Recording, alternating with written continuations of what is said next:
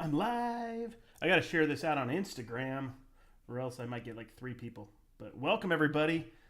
I'm live from the eBay. Oh my gosh. What am I doing? You got to stay away from those thrift store items, guys, or else something will happen.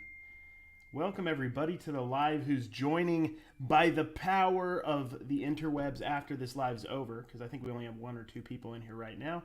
Welcome. We're just going to chat. We can talk reselling, whatever you guys want to do. It's just going to be me tonight, I believe, which will be kind of chill. Maybe I could be a little bit more serious and answer some real questions. Hey, what's up, Abby? How are you doing? Welcome to the live. Good to have you. It's good to have everybody here. Welcome, welcome. It is, like, what time? It's only like 8 here in Vegas. I'm so far behind everybody else. A lot of people that are my friends are, like, on the East Coast, and they're, you know, asleep right now. Hey, what's up? Old School Flips. How you doing, Jimmy? What's up, Cocker Lover? How you doing? Matthew. By the power of Grayskull, indeed. Indeed. I've got to share this on Instagram, so bear with me real quick. I got to remember how, there. It shows I'm live. Shows I'm live. Let me share this real quick so that we can bring some people over to come chat and hang out. They're not worth anything. Oh, gosh, I get it. Be quiet, Cary. Nobody cares. I annoy myself on those videos. Let me share this. Welcome, everybody. What's up, Pokemon Dentist? Are you a Pokemon fan and a dentist, or are you a dentist for Pokemans? Because that's, I think either way you're going to make a lot of money. Hey, what's up, chubby Uncle Rico? How you doing, man? Put live right now. That should get people in. Just live right now with a weird picture of me. Yeah, we'll just get the real fans in, right? Or the real people who want to chat. And then I'm going to give them a link to Commonwealth Picker's latest video, so they can go watch something interesting. Welcome, guys. It's good to have you all here. Encore Unlimited. It's 11:17 in Florida. I'm sitting on the side of the road with a flat tire in the rain. This is better than changing a tire. Did you call AA or AAA or whatever it is? Or, you know, your insurance? Yeah, dude, just sit in your car, hold tight, somebody will come fix it. It was starting to rain a little bit here on the other side of the nation, here in Vegas. It was starting to get a little cloudy, a little drizzly. So yeah, I can't change a tire for the life of me. Now Dawn can change a tire. I can't change a tire, guys. I'm fairly useless when it comes to that kind of stuff. Looking forward to watching your trip across the country. I've got to do a couple more videos before then and get in the habit. I am having a hard time doing the YouTube videos. I posted like 37 items yesterday. The YouTube is the hardest because it takes the longest to do a YouTube video. I don't really miss with my TikToks and my Reels and everything, and you see those on here on YouTube, but I need to get some practice on the long form. I'm going to do it every day. I'm not guaranteeing they're going to be great, but I think they're going to be interesting in the sense that you can kind of see what I'm doing. It'll be fun. I think it'll be fun. I'm excited. We were just talking about today. We're going to probably go up to New York and then go to Washington, D.C., which I've been to once before. I forgot the Smithsonian's free, so we can go to we're just going to pay for it, but it's nice that it's the whole museum. All 7 or 8 museums of the Smithsonian are free, so we're going to have fun. Dawn hasn't been East Coast, I think, ever. I've been only once or twice. What's up? Yeah, Dawn can pretty much do everything. Seriously, like there's really not anything she can't do. She was a welder pipe fitter for like 15 years, so she was doing welding for basically machines that made the Intel processing chips for like iPhones and stuff. So she was doing some intense stuff. Did you fight with Kevin over my comment? I don't think so. Wait, it says there's 2 people. I see Cary, and where is American Sabotage guy? He's behind me. He's a bit shy. Yeah. It's just me. Just me tonight. It's kind of fun. I enjoyed the time I went live. The first time I went live by myself, it was pretty fun. So I'll see where it takes us, you know. Kind of in a mellow mood, so I might not be super funny tonight. But maybe I will. Maybe it'll just happen. Hey, what's up? Ping, how are you doing? Welcome to the live. It's good to have you here. No, I don't know. Left Side Hustle Preacher, your comment was from the one before that about Harry Tornado. We didn't fight. That's all hyperbolic. Thumbnails, titles on YouTube videos are typically hyperbolic. They're meant to get people to watch. You know, Kevin did disagree with me, and it was weird because I don't usually disagree with Kevin on much. But yeah, I just think we had a difference of opinion on that. I'm not super worried about corporations and their money. We'll put it that way. It doesn't hurt. I wouldn't personally do that. One, not because it's wrong. I just wouldn't want to do that. Two, he was giving an item back, so I feel like they got an exchange for the money. So I feel like that would make it fair, in my opinion. If you're going and making up stories or not giving them something and then taking money from them, I think that would be a lot more wrong. So, returns are, I've never done that. I used to buy from Ross all the time. I haven't done that in ages. And my buddy would buy from Ross and then return stuff, which is totally cool. Stuff that didn't sell within like a month or two. I never returned the stuff, mostly out of just, I don't know. I never had that mentality, even at thrift stores that let you return. I've never returned stuff. I don't know why. It's not like an ethical thing. It's just like, I don't even know if it's a laziness thing. I just never crosses my mind. You coming to Delaware when you come east? We were actually talking about Delaware today. Yeah, I think we probably will be in Delaware. Yeah, we're going to be in New England area. Don was talking about like finding clam chowder or something in Delaware today. I'm like, I don't know about Delaware having it. I know everywhere in the New England area does. I want to, Justin. I'm not going to make it because it's like the week before I'm leaving and I'm already going to be gone a month. So I couldn't swing it. I've wanted to so long. It's got to be next year. I'm hoping it's next year. I've never gone to one and I want to go. I mean, it's also kind of a tougher sell with Dawn. Dawn would be cool about it, but like, this is what I tell Dawn. Let's go back east and I am going to look through boxes of cards 12 hours a day for 3 days straight. And I mean, like, I'm not the guy that goes for slabs, graded stuff. I'm not buying Mickey Mantles. I want to go through dollar boxes, 10-cent boxes, quarter boxes, $5, $10 boxes, and find cards that are worth 20 I can flip for, 10 that I can flip for 20. That's what I enjoy because it's affordable and it's fun. Hey, what's up, Rhonda? How are you doing? Hey, a fan from Los Angeles. Keep doing you, homie. Thanks, bro. I'm from Pomona, if you guys didn't know, originally, which is LA County. But I moved to Utah when I was like 10, and now I'm in Vegas. I think it's the best buy he had in his career so far. He had to show it on video. That's true. Hey, you should auction that hat. Yeah, I wear this hat all the time. I'm trying to remember who gave it to me. It was Fleecon or somebody, I think, in California. I think it was Fleecon.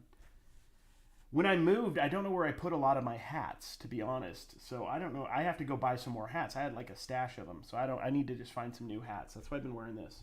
Plus my hair's long and I need to go get it cut. But it's getting its use. And it's vintage. I mean, this is like a $30, $40, $50 hat and it's, I haven't messed it up too bad. It's still in good condition. Not as bad as you'd think. Yeah, we got to get Dawn on one of these. Dawn's with basically with her dad up in St. George, helping him today. She'll be back tomorrow. So she's like an hour and a half away up the road. Crab cakes and crabs is what you come here for. I love crab cakes, man. Crab cakes, crabs. When in Rome, whenever I go anywhere on trips, I like to eat whatever food's around. I mean, I've been to Europe a lot of, like 5-6 times, and I'll always eat what's like when I was in Spain, I had jamon because I heard ham was really important there, and it was disgusting. Like it was the weirdest ham I'd ever ate. When I was in like Dubrovnik, which is Croatia, I had mussel. Oh, Dawn is on the live, apparently. Where are you? Oh, there you are. Oh, Dawn's here. I actually finally guilted Dawn into coming on the live. Welcome, Dawn. You should actually sit here with me when you come back, and we can do a live, and we can discuss all the ins and outs of reselling, what not to sell and how not to sell it. I think that's what I'd be best at. But yeah, like I had mussels and black risotto in Dubrovnik, which was amazing. And it sounded kind of disgusting, but it was really good. My issue with the situation is that TJ Maxx may change their return policy and legit returns could be denied without a receipt. I don't think Cary Tornado has that kind of power. I wouldn't worry about it. I don't think so. But yeah, I mean, a lot of people blame, resellers for the rising prices in, thrift stores, which... it might have a small amount of power in that, but here's the thing about rising prices in thrift stores. The absolute reason why they don't work is because people don't end up buying anything. The regular people who come in just to buy stuff for whatever because they collect or they need stuff, and the resellers. What I would do as a manager at a Goodwill, first off, is I would have an online division. And Goodwill does, so I would be very adamant on getting stuff to the online portion. But if I wasn't Goodwill and didn't have online, I would make sure, especially if it was a mom and pop shop, I'd have an online division. Anything like over $20 or something that I thought was worth selling would go online. Everything else would need to be priced competitively, which, a lot of times at the Goodwill it's like $12.99. It should be like $6. That way somebody will come in and buy it for themselves, or a flipper might buy it and double their money. Now, Goodwill, this is the problem. One of the major problems with thrift stores is they don't know the price of stuff, right? They really, most of the time, don't know the price of stuff. And nobody can know the price of everything. And nobody has the time to look everything up. So they guess. And they guess high. So a lot of times you're going to see prices that aren't even in the realm of reality, right? They're not in the realm of what's even reasonable used. And sometimes it's even more than what it was or what it is new. And then a lot of times these items just end up going to the bins and getting sold or getting thrown away. So they make no money off of it. And part of me wonders if they get a certain tax write-off maybe for whatever price they put on the label if it doesn't sell. I don't know. There's got to be other reasons to it. Let me see. Any money to be made during Amazon Dying Prime Day? I saw someone was doing well. Yeah, you could definitely make money on Prime Day. I'm not into Amazon though. It's just not fun. It's boring to me. But yeah, you can make money. There's probably a lot more money to be made on Amazon than eBay if you got the hang of it and really studied it. How do you know what cards are rising in value? A site or just sports news? Sports news is a big indicator. The summer league's going on right now with basketball, for example. If somebody has a big dunk, or if one of the players starts playing well, the cards could rise immediately. I've literally I've upped the price of cards in the middle of games, especially big games like the Super Bowl, with zero indication of what the card's worth. January? I bought all these Evan McPherson rookie cards for like 50 cents each, I think they were. Some of them were parallel, some of them were regular. I knew he was a good kicker. I knew he was on the Bengals, and he started hitting field goals in the AFC Championship game.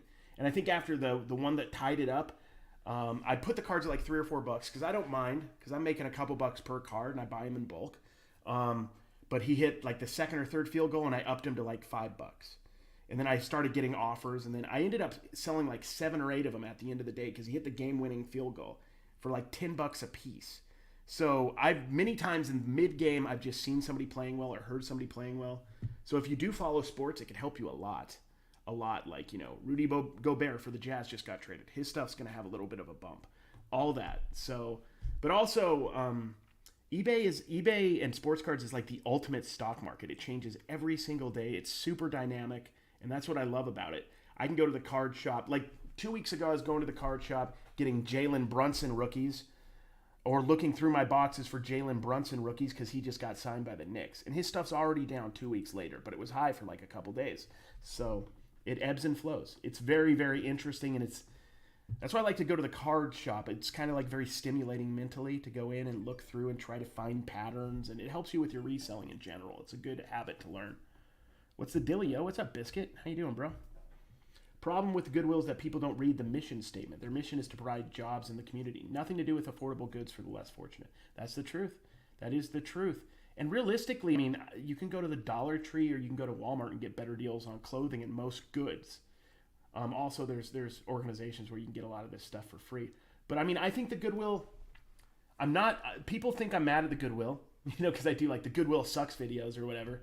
I do that because it's a hook in a video so people watch. So I'm a bit aggressive with the hook because it gets people to watch. I'm not really mad. I understand their logic. I just understand that their logic is flawed. They think, oh, we could, we gotta. Here's the thing, like, who's the one? I'm trying to think. If you have like something that's worth $5, you asking 10 doesn't make it worth 10. It's worth 5, and really, if you want to sell it, you're probably gonna have to put it at 2 or 3 at a garage sale or a thrift store, right? So just because you want something to be worth more or you need more money out of it doesn't make it worth more money. And that happens a lot in these thrift stores. They're like, maybe they go, oh, this toy might have been worth 15, so let's just put 15. They don't know. That's not the current market value for sure. And also that's not the market value that they can get in the thrift store. Because you got to remember, like, they have a random toy out there for $15. There might be a couple kids, a couple adult collectors, and a few resellers that show up in their store in a week that would even be interested in buying that, number one. And number two, it's only if it's the right price.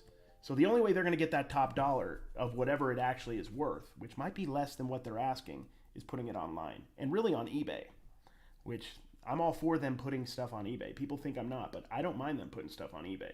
They just need to do it and not expect us to pay eBay prices. You're like the stock market of the baseball card market. It's so fascinating. Honestly, that's like probably my favorite part. Every time I go, like I go almost every day to the card shop, and then I'm like thinking, oh yeah, this guy just got signed. Who was I thinking about today? Somebody just got signed or traded. So I saw one of his cards. I'm like, oh, I'll pick this. No, I picked up a Bobby Portis because he's so popular in Milwaukee, and it's not like a super valuable card, but I'm like, this is low numbered and it's a very popular player. I'm going to pick that up. There's got to be a market for it. So. Yeah, no, and they should be taxed as a for-profit entity. 100%.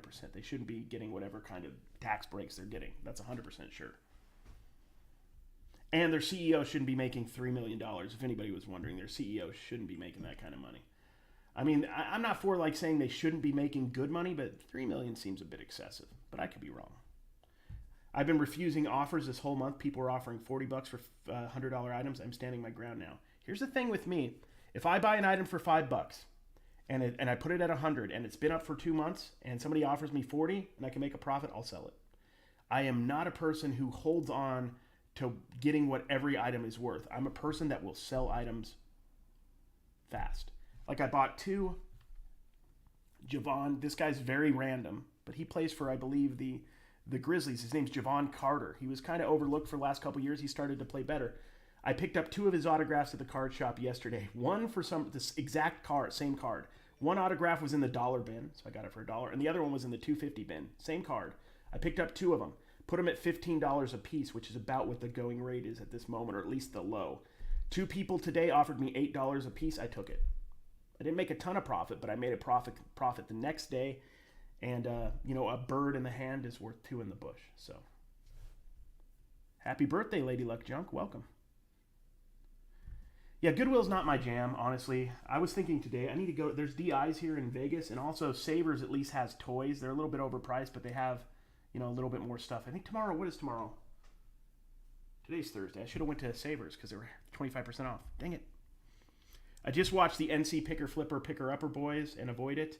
100% win percentage using this method. Patreon coming through. What are you talking about, Tommy? Thank you, London. I turn and burn, not hold and mold. That's the way to, I mean, I'm not saying you should do what I'm doing. This is just what I do. Because there's also some mental, I think, motivation that comes from moving stuff and not just sitting on it. Hearing that ka-ching and knowing that stuff is moving kind of helps you list more. At least it does with me. There are some items I wouldn't budge on. I just don't have many of those items at the moment. But if I had like a $5,000 item, and I paid $1,000 for it, and somebody offered me $3,000, I might take it. Just depends on the demand. If it's something that I know is going to sell, like a PlayStation 5 tomorrow, then no. But there's a lot of nuance to it. There's nuance to reselling that's hard to explain in a full-length YouTube video. Even harder to explain in a 15-second TikTok. So, which is what I'm mostly known for. Sometimes on eBay you have to take offers to get the ball rolling. I swear they want to see you're willing to play the game for the algo. No, I think you're 100% right. The algorithm, Cassini, whatever they call it, is a fickle beast, and you kind of have to play the game sometimes. And if you can make especially if it's an item you've had sitting around, I'm a bit aggressive. I have taken items at minimal profit the day I posted it. I don't know why. That's how I think. That's how I roll. I'm not even saying that's smart. That's just how I do it. Listening. Does it really, Biscuit? Does it really motivate you to list? Does that really happen, guys? Do you get motivated by our podcast? I'm thinking overall over time, I think we might, get more into serious subjects at times. But I think we're always going to be lighthearted and fun and joking around. I think my main goal with my part of Trash to Cash is to be funny because that's important to me. And also try to be as authentic and me as possible. Until I was watching this, there's a great podcast called, what was it called? The Pivot. It's like sports related. And they had one with Michael Beasley on it, and he went through his struggles, and it was really, really raw and really, really interesting. I'm like, that's a podcast.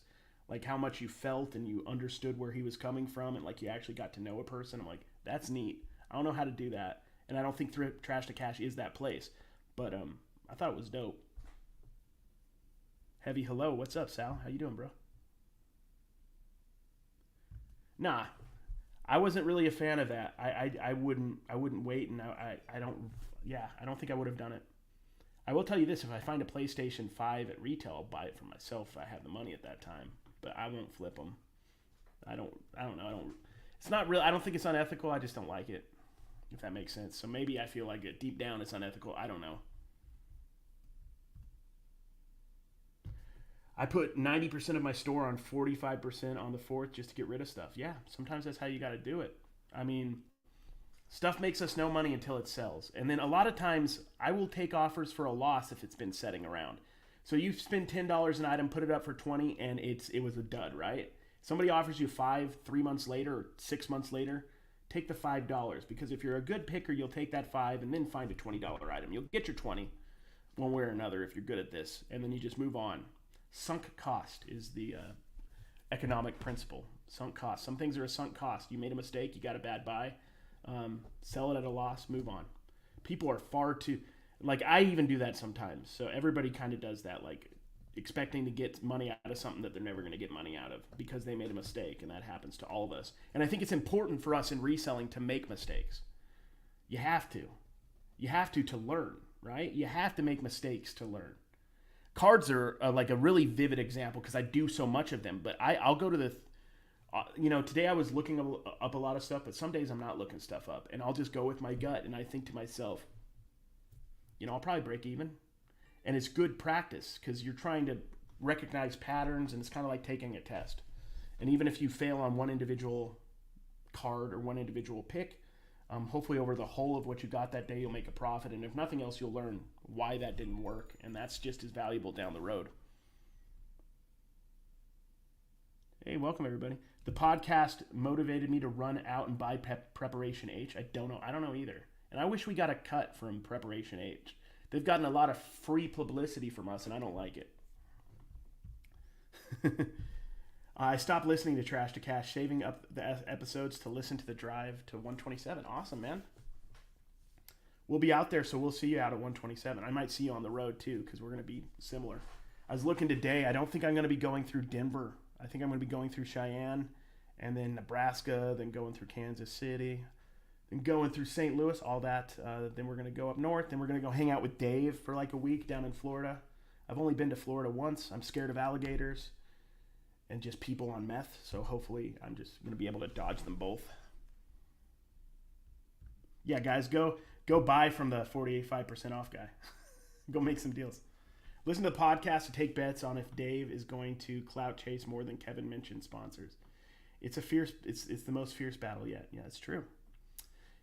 It's just, we're honest about it too. Everybody in this, in the YouTube community at a certain level is trying to gain something from another. I don't mean this in a negative way. Let me see if I can articulate this in a way that's honest and fair. Like everybody's like realizes that we can help each other out, right? The key is, can we be real friends? Like beyond that. And that's something that's been really important with me, with Dave, and with Kevin, is I want to be real friends. If you don't resell anymore, if I don't resell anymore, which isn't going to happen to any of us, we all love reselling. We're still friends. If Dave decides to only do cooking stuff as, he grows into that, then we're still going to be like best friends. You know what I mean? And then me and Kevin are still going to be friends no matter what happens. And that's what's important to me. Now, if we can help each other in our channels, that's awesome. And then, of course, if we can mention Harry Tornado 8 times a video, that doesn't hurt. But he's a good dude. He's a good sport. He goes with it pretty well. He even shouted us out in his last video, or I don't know if he's done one since, but he's a good dude. Not everybody can handle like that. And I also, I tease a lot, so not everybody loves that. So, we're definitely not everybody's cup of tea, and we can accept that. But I think that's what makes our podcast, I think the most boring podcast or YouTube or anything you can do is where you're just trying to please everybody. Just be yourself. Be yourself, sink or swim. How do you track inventory and location with eBay? Only reason I'm asking is my wife. Me and my wife have our own accounts. I'm not the best to ask for that. I'm not that guy. I have my cards all in. Right now I have probably like 600-ish cards listed, and they're just in one 5,000 count box divided by sports. I'm going to alphabetize that next week because we're leaving, and Dawn's daughter, my stepdaughter, is going to be running the store for about a month. And then we just put stuff in totes. I'm actually trying to do everything out of this room in my room right now. I'm actually going to get out of my storage unit, and I'm going to try to move stuff so fast that I don't need a storage unit. In my life as a reseller, I have gone through so many storage units, and almost every single time it's a waste of money because we buy more than we can handle, and then it sits there, and whatever profit we have, is gone because we've been paying $100-$200 a month for a storage unit for 8 months before we get to this stuff. So it's, storage units and stores and everything can be very powerful, but they can also be a definite like chain, like an anchor that's going to bring you down. You know what I'm saying? I'm going to the 8 Mile yard sale. Rumor has it there isn't much competition to 8 Mile yard sale. Yeah, might not be, man. I'm not really expecting. I have not had a great season for yard sales or for thrifting. If you guys have seen my videos lately, I'm not finding much, and I refuse to just buy garbage. So I'm not expecting anything. I find I'd be happy. Like I think we went yard selling this last week, and I found like 5 or 6 good things. I was stoked. I'm like, that's pretty good. Back in the day, I used to fill up my van. So, and I think that's a little bit, I don't know this area. I don't know. And this also, I think, is a little less of a garage sale time in Vegas than like November because of the heat. So I'm still learning my area a little bit. How did you and Dave meet each other? Were you friends before YouTube? Nah. Dave got a hold of me, I think, because of Kevin. Kevin got a hold of me because he wanted to learn TikTok. Because you guys don't know, I have a lot of followers on TikTok. And then Kevin got a hold of me, and I was giving him tips, and he was giving me tips on YouTube. And then I think he told Dave about me, or maybe Dave just got a hold of me around that same time. And me and Dave hit it off really quick because we're like the same basic age. All the dumb references, all our dumb millennial references kind of work for each other. So we just got along really good from the very start, decided to do the podcast. We were all talking, Kevin, all of us. And Kevin saw that it was a good podcast and he wanted to be a part of it. And that's one thing about Kevin. He's a smart dude.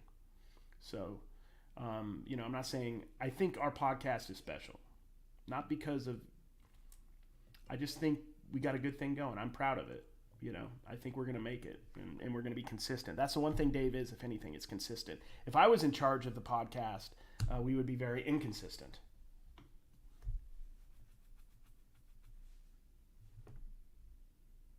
Yeah, it's okay. I don't really know what you mean by that. My downfall in what sense? He's my friend. So if that ruined anything, then that ruins what it ruins, I guess. But I don't see that ruining anything. Yeah, Whatnot is awesome for sourcing. I bought a nice card yesterday. I just got a big shipment of cards in today from Whatnot. Let me show you some of what I got. I just got a lot of singles, but here's a pretty dope number to 25 Dave Stewart autograph. This is a printing plate autograph, so only one in existence, one of one. I paid like 20 for this plus a whole stack of UFC cards. So I think this was only $6 with some other cards. A National Treasures Mark Martin, like one of the greatest racers of the last 30 years. Like a $25 card. I paid like $6 plus. I got other cards with it.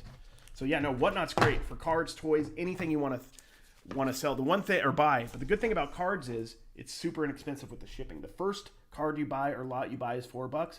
After that, it's like 50 cents each. So if you're stacking it up, it could be really, really inexpensive.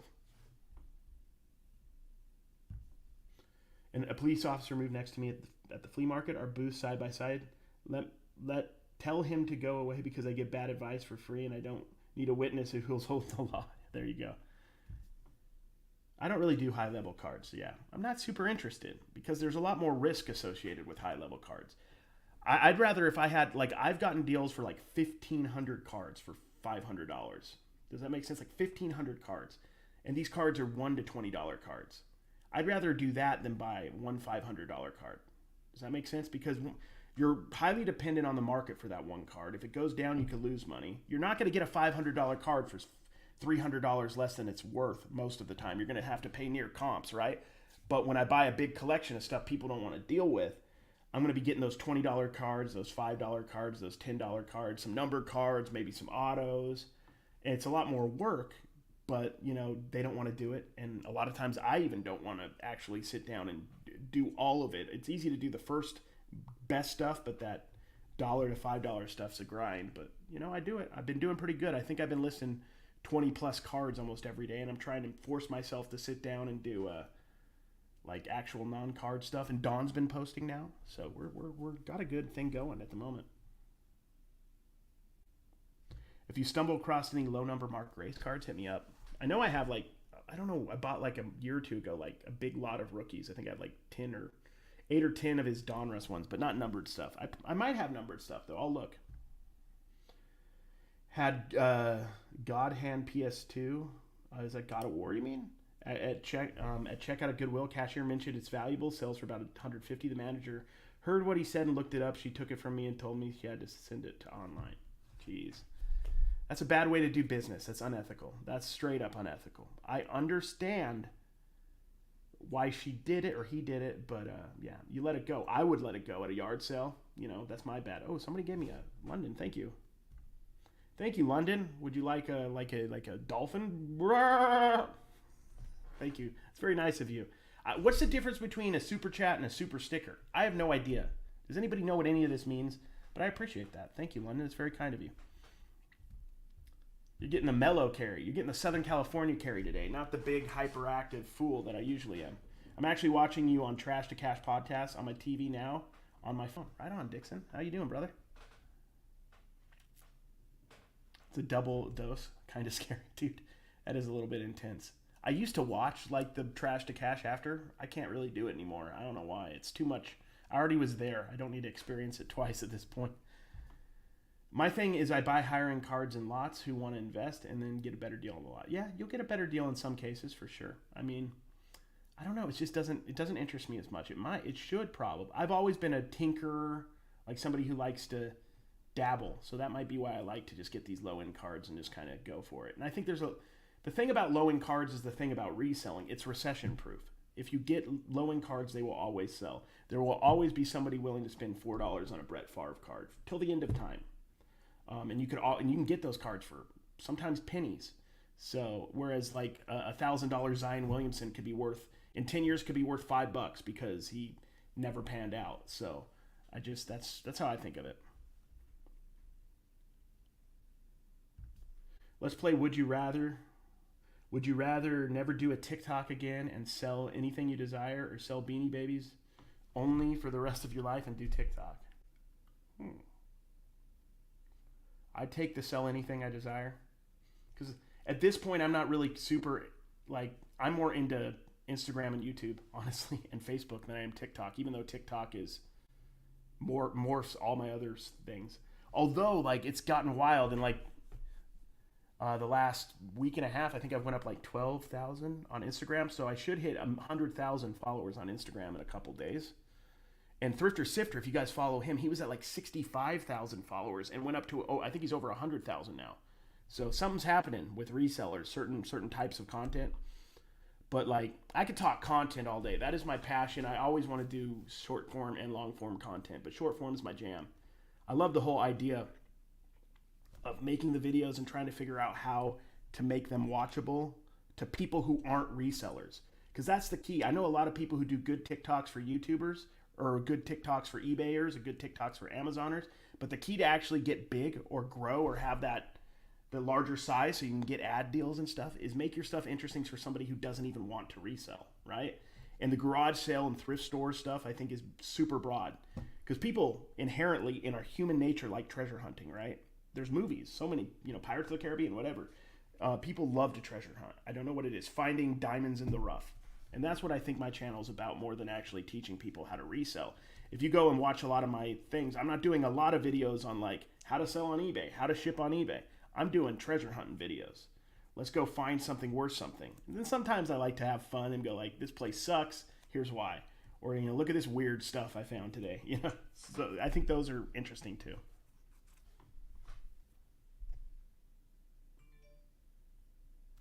His goofy mistakes rubbing off on me. Maybe. That's a good possibility.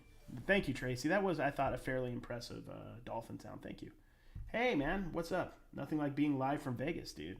It is. It's nice. I love it here, man. It was kind of getting a little stormy outside, so it cooled down a little bit. Oh, hey, Mackenzie. I would have never known. Welcome. For hats, you could stuff them in a 6x6x6 box. But they also, what is it, a 10x8x6? Or I don't know what the next one up is, but a little bit bigger than that works. I remember in the late 80s and early 90s, the baseball cards, full boxes was crazy. Oh yeah, I used to collect. I think I started in 90.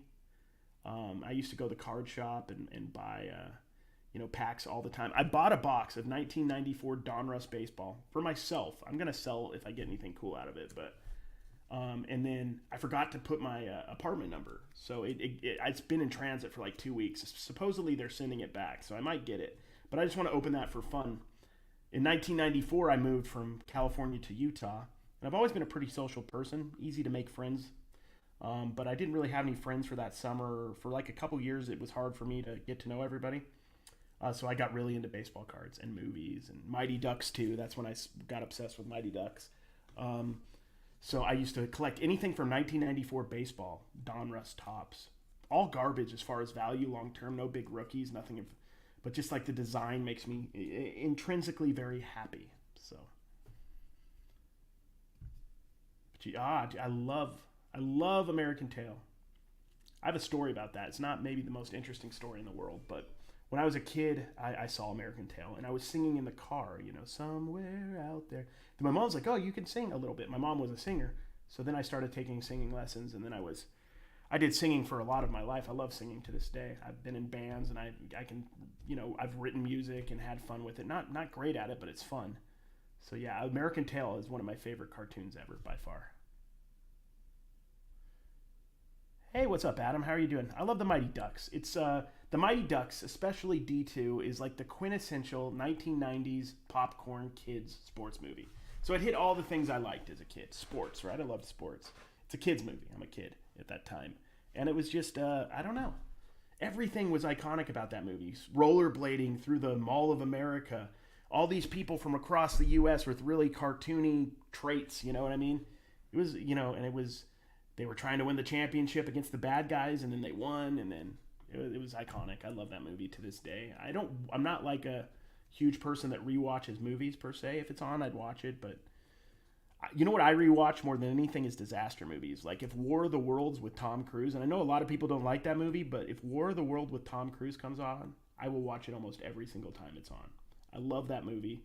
Aliens, I like all that kind of, what is that, mythos. I got burnt so bad in the early 90s buying boxes of baseball cards, I lost interest in cards. Yeah, that could do it, man. That could do it. I was big into cards, but I couldn't, I could only go on like the weekend when my dad would let me go, he would drive me there. I wasn't allowed to go off my cul-de-sac in California, but my best friend was like 3 years older than me, so I would send him on errands for me. One time, I don't know how I got an Angels autograph baseball. I was so excited. Somehow I made a deal for an Angels autograph baseball. I think I was always a reseller. I don't remember how I did it, but I got it. And I gave it to my buddy Evan, and I'm like, go to the card shop. I was like the mafia boss here. I'm like, go to the card shop and like don't accept less than $20. I don't even know where I got that number. I think it was $20, I said. And he went, and he on his bike, because he wasn't old enough to drive yet, came back, and he's like, it's not real, Cary. I'm like, oh man, I thought we were rich. I don't even think I was going to cut him in either. I probably would have gave him $1 or $2. But I was a weird kid. I watched one episode. I don't know. I can't focus on movies like I used to, if that makes sense. I started getting into the OA. Have you guys heard of the OA? I watched like 3 or 4 episodes of that. It was really good, and then I stopped watching it.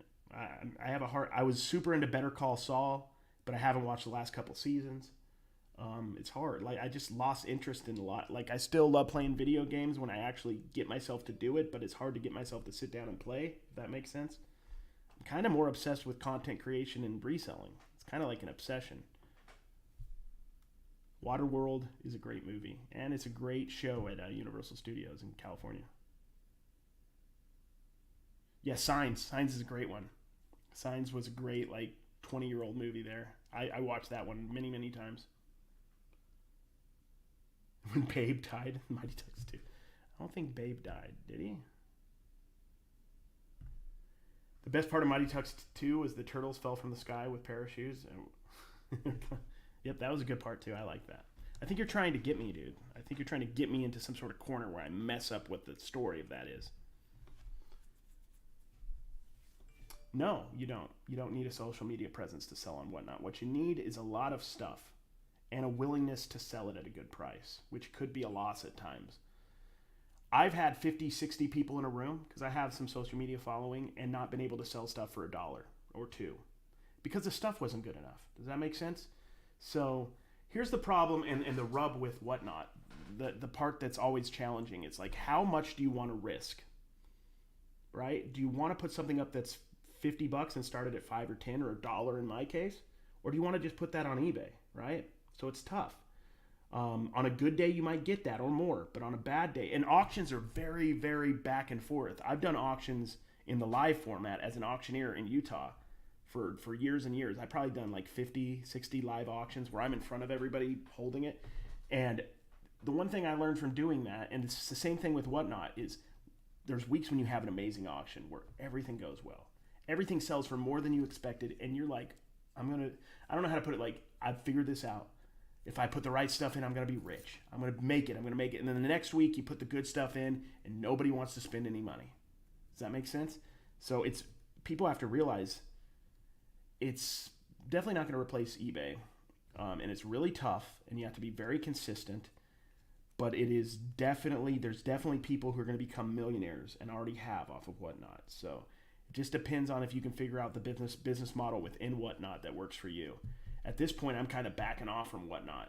The way I look at Whatnot is I'm going to use Whatnot and not have Whatnot use me. Does that make sense? When I need to move stuff, or if I want to get rid of a collection I get and don't care what price I get, I'm going to use Whatnot to move it. So, because you need to have an auction where there's a chance for people to get good deals, because then it makes it interesting for people, so they can flip or they can keep, right? So it has to be a deal or something I have that I'm willing to let go. But I'm not going to force myself to put up good stuff that I want to put on eBay, just to have an auction. But there's also a lot of benefits to Whatnot because you can move stuff fast. So I'm still going to use it, but it's just going to be when it's convenient and worthwhile. And I might change my mind another 7 times in the next month because I'm all over the place on Whatnot. I watched the X-Files a little bit. I'm not a huge fan. I probably would be if I went back and watched it again because I love anything alien related. I'm very interested in aliens. Do you guys remember the movie back from the 90s called Fire in the Sky? That one scarred me a little bit, man. But it was like one of those I couldn't watch, but I had to watch. You know what I mean? Like it freaked me out, but I had to watch it. Have you ever seen Gracie and Frankie? Is that what you're saying? Yeah, I've seen a few episodes. Yeah, it's cool. I like them because those ladies are like my mom's age, so it's kind of cute. It's a cute movie. Or show. I've seen like an episode or at least scenes from it. Wait, let's see. I guess my question was too much or not important. Just blatantly, Zach, I can't keep up with everybody, dude. Chill. I didn't even see that. Here. So, Cary, with your reseller journey and your relationships you've made, you feel ready to move. I'm already moved to Vegas. I live in Vegas. Yeah, no. I already moved. I moved here like 2 months ago, dude. It's actually cheaper for me down here than it was in Utah because I had a store and I had lot rent. I lived in a trailer, which Dawn owned. It's cheaper here. And plus, we live with Dawn's daughter and her boyfriend, so we split the bills. So we live pretty frugally. I mean, I have a beat-up van, and we basically drive a Honda as well, like a Honda Civic. I don't spend I don't want a Tesla. Maybe at some point I would mind a little bit more of a reliable car, but we don't have a lot of expenses. I don't want much of anything. What we do spend money on is food and like going out and doing stuff. I don't really want anything fancy. There's nothing on my walls, guys. And I've thought about getting a poster, and I still haven't even done it. So one thing about reselling for a living, it's made me not care that much about stuff. Does that make sense? Like I without reselling, I would. I'm not saying I'm above it. But all that retail therapy and shopping, I get out by buying stuff to resell. And I can't get myself to allow myself to buy stuff for myself very often, unless I feel like I could resell it at one point. That's like my toxic trait.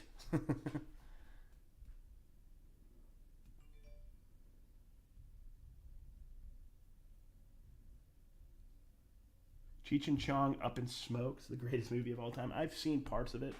I didn't really grow up with that one. That's an iconic one. Like from that era, totally different type of movie. Brewster's Millions.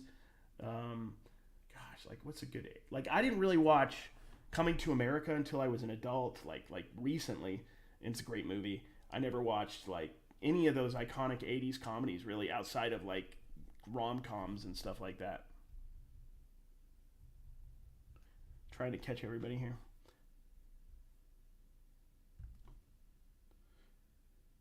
Basketball. Steve Perry should have. What are you talking about, dude? Hey, what's up, man? Nah, I'm staying dry, bro. How are you? I was watching some of your live earlier with Super Fast Tortoise. Is his name, right? Nice guy. I've watched Supernatural. My buddy was super into Supernatural. I begrudgingly watched it forever and kind of got into it, to be fair. I actually kind of got to where I liked it. It's definitely... What was a cool one? Jensen Ackles, that guy. The guy that was... No, I didn't like the one with long hair. The guy with short hair was cool. Dean, was that the guy with short hair? He was badass. The other guy was dope. That show went on forever, too. My buddies were like super into animes, like Full Metal Alchemist and stuff. I never really got into animes that much.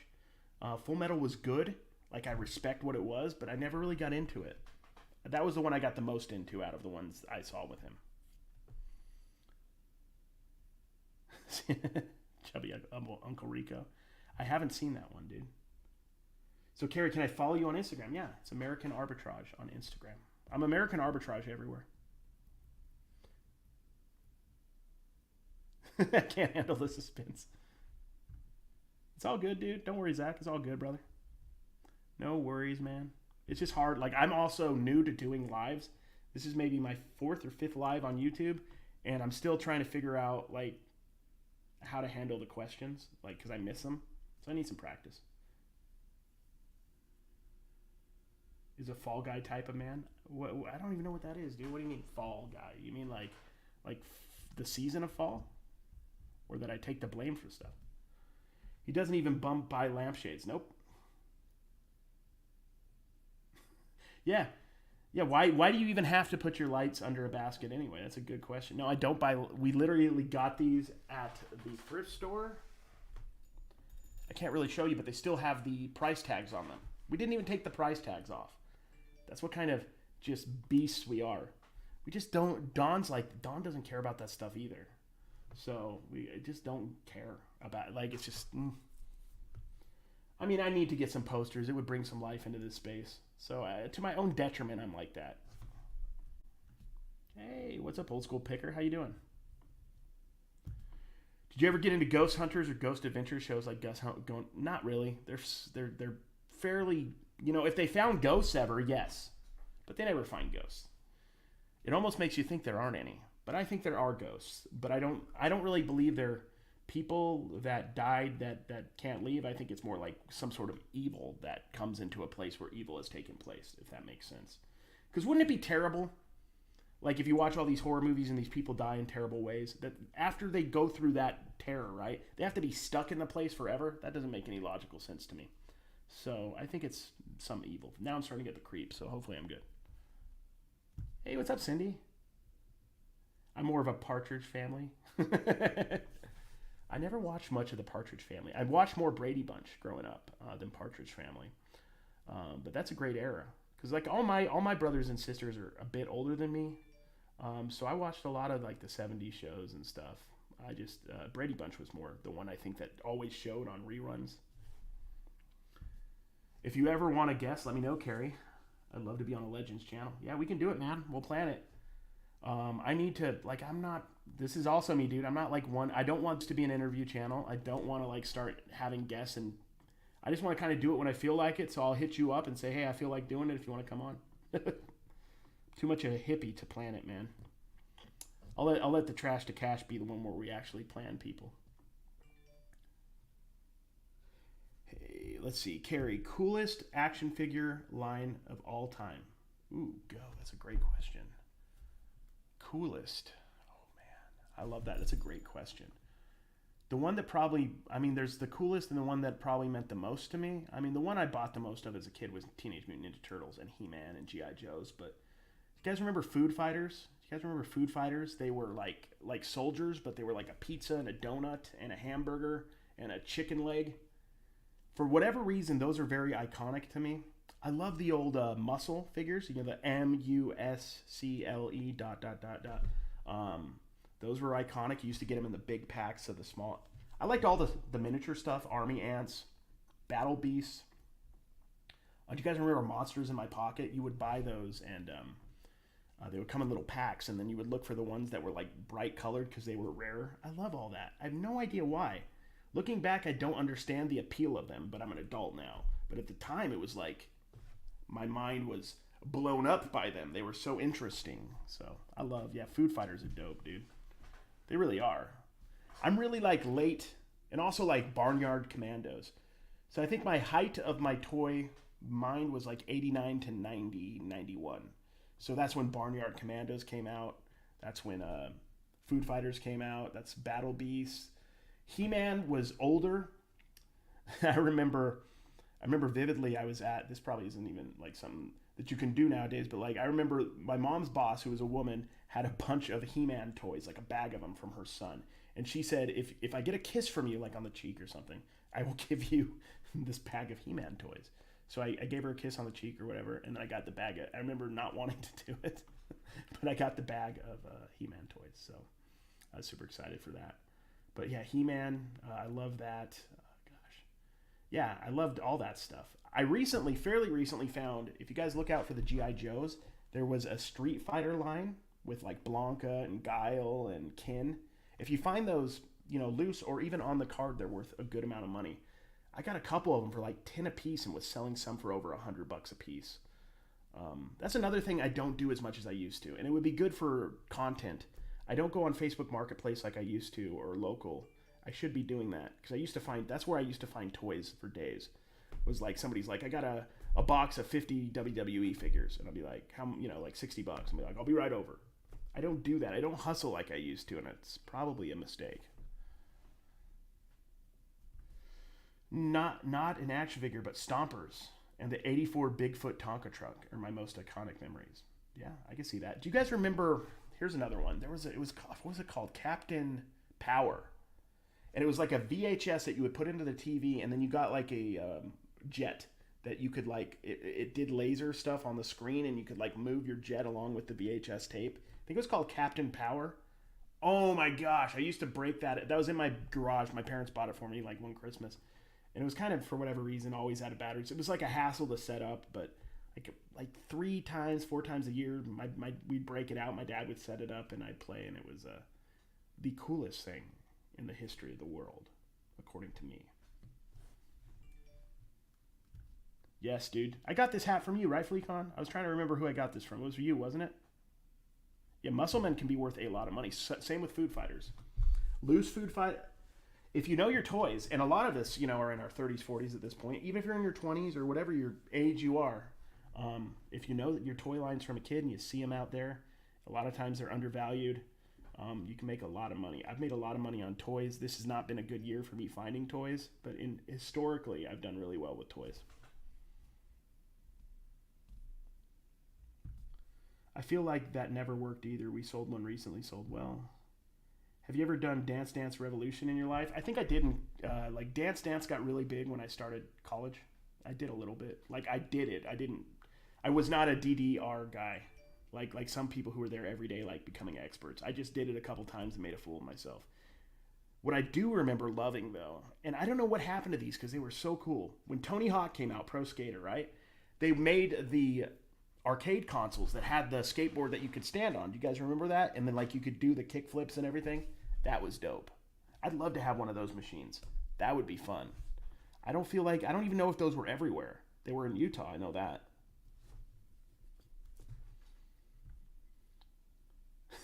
That's Captain Planet. And he is our hero. He's going to take... I don't think he took pollution down to 0. I think he was a bit of a liar about that. Just to be fair. I think he was probably the bad guy. If I remember that show right, he was actually polluting the world. That was actually a great show. I loved Captain Planet. Yep, it's just a better version of the Power Pad. I do love the Power Pad. Pulling that out and doing track and field, or that was the main one I remember doing was track and field. Was there any other games for the Power Pad? It was like just track and field, wasn't it? This is fun. Gosh, sometimes I forget how old I am. Like I think back, yeah, it's been 20 years. This would have been my 20-year high school thing. I don't go to any of those high school. I don't want to go to. I'm never going to any of those. Is that weird? I have zero interest in going and seeing people from high school. Here's the thing. If I care, I know how you're doing, right? And it's not like I don't care about general people from my high school. I hope they're doing well, but I don't want to go and be uncomfortable and compare jobs and families. That seems boring. Yes, Rock Lords are great, dude. Rock Lords, Puffles. The jet ski machines in the arcades and the old car shifters like Cruis'n USA. That's a great one. Cruis'n USA was dope. Got to use your fist to run faster on the power pad. Yes, the ballet game. Nobody liked it. There was a ballet game. Nobody liked it. I don't remember it, so it must not have been that good. So I think I had an NES, but my buddy had an NES. So my buddy who went and tried to sell that autograph for me. And we'd go over to his house, and he had like 6 games. So we would play Excite Bike religiously. A lot of Excite Bike. A lot of ice hockey. Remember ice hockey where you could pick like the skinny guy or the big dude? That was a fun one. And then we played a lot of, what was it? Ghosts and Ghouls? Ghosts and Goblins? And then we played Gauntlet a lot. I think it was Gauntlet. Oh my gosh. Iconic. I didn't like most people in high school. I didn't have a bad time in high school. I found my clique, which was theater nerds. And we all got along, and I didn't really care much about what else was going on outside of theater when I was in high school. Yeah, zero. Yeah, same with me. Mine's probably happening sometime this summer, or it's already happened because I'm class of '02 as well. Yep. They'd have to, like, if they pay, yeah, like literally they're like $1,000. I don't think I'd do it. If it's like 5,000, I'd just go eat the dinner and leave real quick. If there's a dinner, I don't know what it is. I'm also like in Utah, where my high school was. So I'm coming as the guy who's been with his girlfriend for like 7-8 years, right? I have no kids. All my friends are like have 12, not, that's an exaggeration, but all of them have several kids. I'm the odd duck. Yeah, how are we so old? But that is what's the word? What's the phrase? That's a blessing. So my best friend in the whole world when I was a kid, he died when he was 18. We hung out the night before. He went out drinking all night, and I didn't drink. I was in college. I just started my first semester of college, and we were hanging out watching. We used to love to watch basketball movies, and there was 2 basketball movies we'd watch like every time we could. One was Sunset Park. If you guys have seen Sunset Park, I think that one has Tupac. And the other one was, no, Above the Rim. Above the Rim had Tupac, and one was Sunset Park. And I remember we were like debating which one we were going to see. And we watched Sunset Park. And then I'm like, he wanted to hang out, and I'm like, I got to go. I have like a math test in the morning. And then, yeah. So he went and got in a car wreck, unfortunately. So, yeah. I don't know how that came up, but it just made me think of that. Yeah, I played Gauntlet Legends for the GameCube, I believe. I did not like Gauntlet Legends, Zach. I don't know why. Looking back, it seemed like a fun game. We used to play it a lot. My buddy loved it, and I always made fun of him about it, to be honest. I don't know why. I was just kind of this was the kind of person I was back then. Like, we would play Smash Brothers, and my whole game was just to grab people and jump off the ledge with both of us. My whole thing was to troll. I just wanted to mess with other people for fun, because I knew I wasn't good enough to win, I guess, subconsciously. So I just wanted to be the guy that created havoc, because it was funny. But there was one game I used to play with my buddies all the time. It was Lord of the Rings Conquest. And we go and we played on computer. It was like a LAN party where you connect all the computers. And I was always Legolas with bow and arrow, and I would just headshot people all day, and that made me super happy. But I loved video games. I just don't have time anymore because I'm working, and it's not like I can't. I just am more passionate about my work and more interested in what I do than I am games anymore. But I've been thinking about playing MLB The Show tonight, so maybe I'll sit down and play a game. Gaming system of all time? That's a great question. Whew, gosh. N64, probably. N64. Yeah, I'd go, man. I love 360 and PlayStation 3, N64. I loved my Sega Saturn. I played a lot of Sega. I didn't have an SNES. N64 is kind of the most iconic one for me, probably. Yeah, Gauntlet was a classic. Amen to that, man. I would definitely love to have like an original, not like one of those arcade up ones, but an original Ninja Turtles, an original Simpsons, an original X-Men, like the ones where you can get with the 4 people and you can actually like play side by side. The ones I used to pump, quarters into when I was going to the bowling alley with smoke-filled rooms, because you could smoke in the bowling alley back then. And just, that's why I became a Raphael fan, because I didn't want to wait in the line to be Michelangelo at the arcade, because everybody wanted to be Michelangelo. Nobody cared about Donatello, especially Donatello, but Raphael as well. Oh, PS1's great too, man. I love PS1.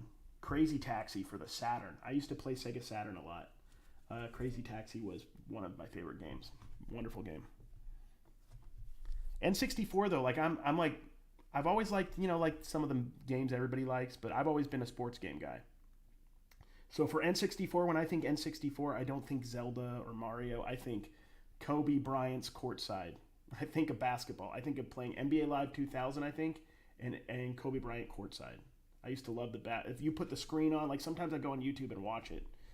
Just remember, and I'm like, oh yeah, dude, Corey Maggette I always wanted to be like the worst team with the youngest hyped up players, so I was picking, random people. Dreamcast was so far ahead of its time too. Dreamcast, and these are, by the way, guys, reselling related. These are all bolos if you can find them at the right price. The problem is everybody knows they're valuable, but every now and then you get to, some grandma's yard sale who's got their grandson or their son's old NES and doesn't realize that they're valuable, and then you can get a good deal. I probably spent $1,000 of my parents' money on the original Mortal Kombat. Yeah, dude, Mortal Kombat. Remember that? That was a big deal with the little bit of blood they showed and the violence. Everybody was upset about that. I remember that. One that reminds me of is, remember Road Rage, where I think you would be like on a motorcycle and you'd have like a chain and you'd like hit people, and then so they're all kind of like built off that. And then the one after Road Rage, which was better than Road Rage and is still out, I think they remake it every couple years, Twisted Metal. Do you guys ever play Twisted Metal? I don't know if I ever had more fun in my life than like late 90s with my buddy, playing Twisted Metal. Dude, that game was so cool. You guys are getting me all hyped up to go play video games now. Baseball Stars. I'm trying to remember that one. I don't remember that one, dude. Was that like an arcade one? Baseball, I remember like RBI baseball, and like, I don't remember all the titles, but I love baseball. Yes, NBA Jam was awesome, dude. Yep, NBA Jam's iconic, dude. Twisted Metal I love Twisted Metal. Look what I sent you on Instagram. Okay.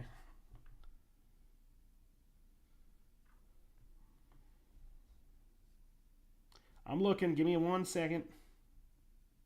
Was it a message or just did you send me as like a DM or something?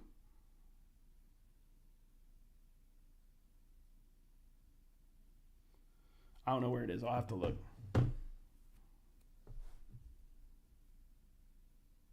Yeah, I think that was Road Rage. You got like a pipe as well, yeah. It was the first Nintendo baseball game that was actually playable.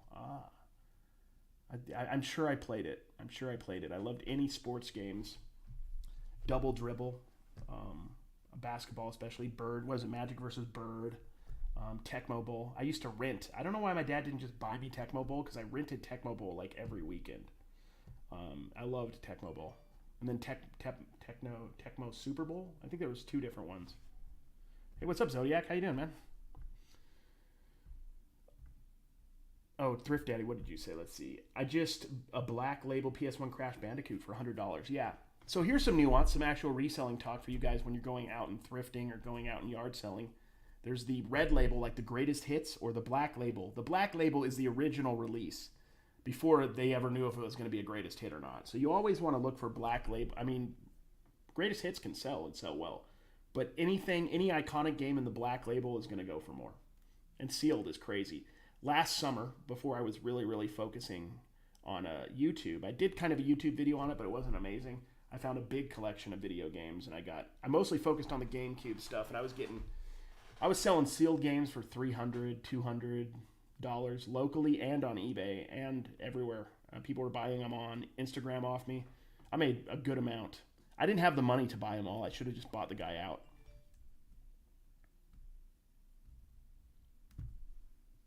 Oh my God, Thirst Quencher, stop blowing up my IG.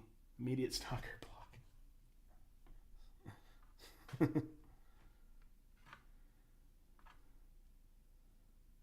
Yeah, don't get like I mean, like this is just me today on. I mean, Instagram is nonstop with me, guys. I get a lot of messages on Instagram, which is cool. I try to answer most of them. Sometimes I miss them. Dude, it's a solid sale. Just sold Armored Core 2 for PS2, sealed for 189. Yeah, sealed. Here's the thing: if you're at a yard sale and you see like a sealed PS1, GameCube, Nintendo game, and it's like honestly like even like $10 or less, you don't even really need to look it up in general. Worst case, you'd make a few bucks. Best case, you can make hundreds.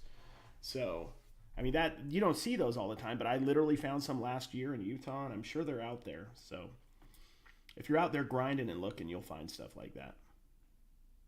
You're tired of hearing his notifications. I'm used to it. I had a Honda that I got so I went on a Mormon mission, right? And I lived in Mexico for 2 years, came back and I got a car. It was like a Honda 2005 Honda Civic. And the first week I broke the seatbelt. Like the seatbelt worked, but the sensor stopped working. So it would always go off. It would beep the whole time I was in the car, to the point where like my brain blocked it out and I didn't hear it anymore. So anytime I had friends or like I was on a date or anything that happened in that car, people would be like, dude, what is that beeping? And I'm like, oh, I didn't even realize it was beeping anymore. So for like 15 years I had that car, it did it. I never fixed it. So I think I just blocked it out. Sold a sealed black label GTA 1 for $250. It had a free pager offer hype sticker on it. Dude, I wonder if that helped. I would pay more for something with that if I was a collector. A pager sticker, or like, get Sublime's latest album, 40 Ounces to Freedom, like on the front or something. Just something very 90s.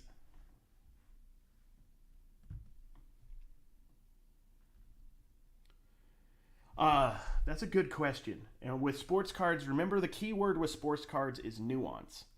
99.9% of sports cards with dings are probably not worth any time and probably should be just tossed in the bin. But, you could have a 1952 Mickey Mantle cut in half and you're going to make money on it. So depends on the age, the year, and how rare the card is.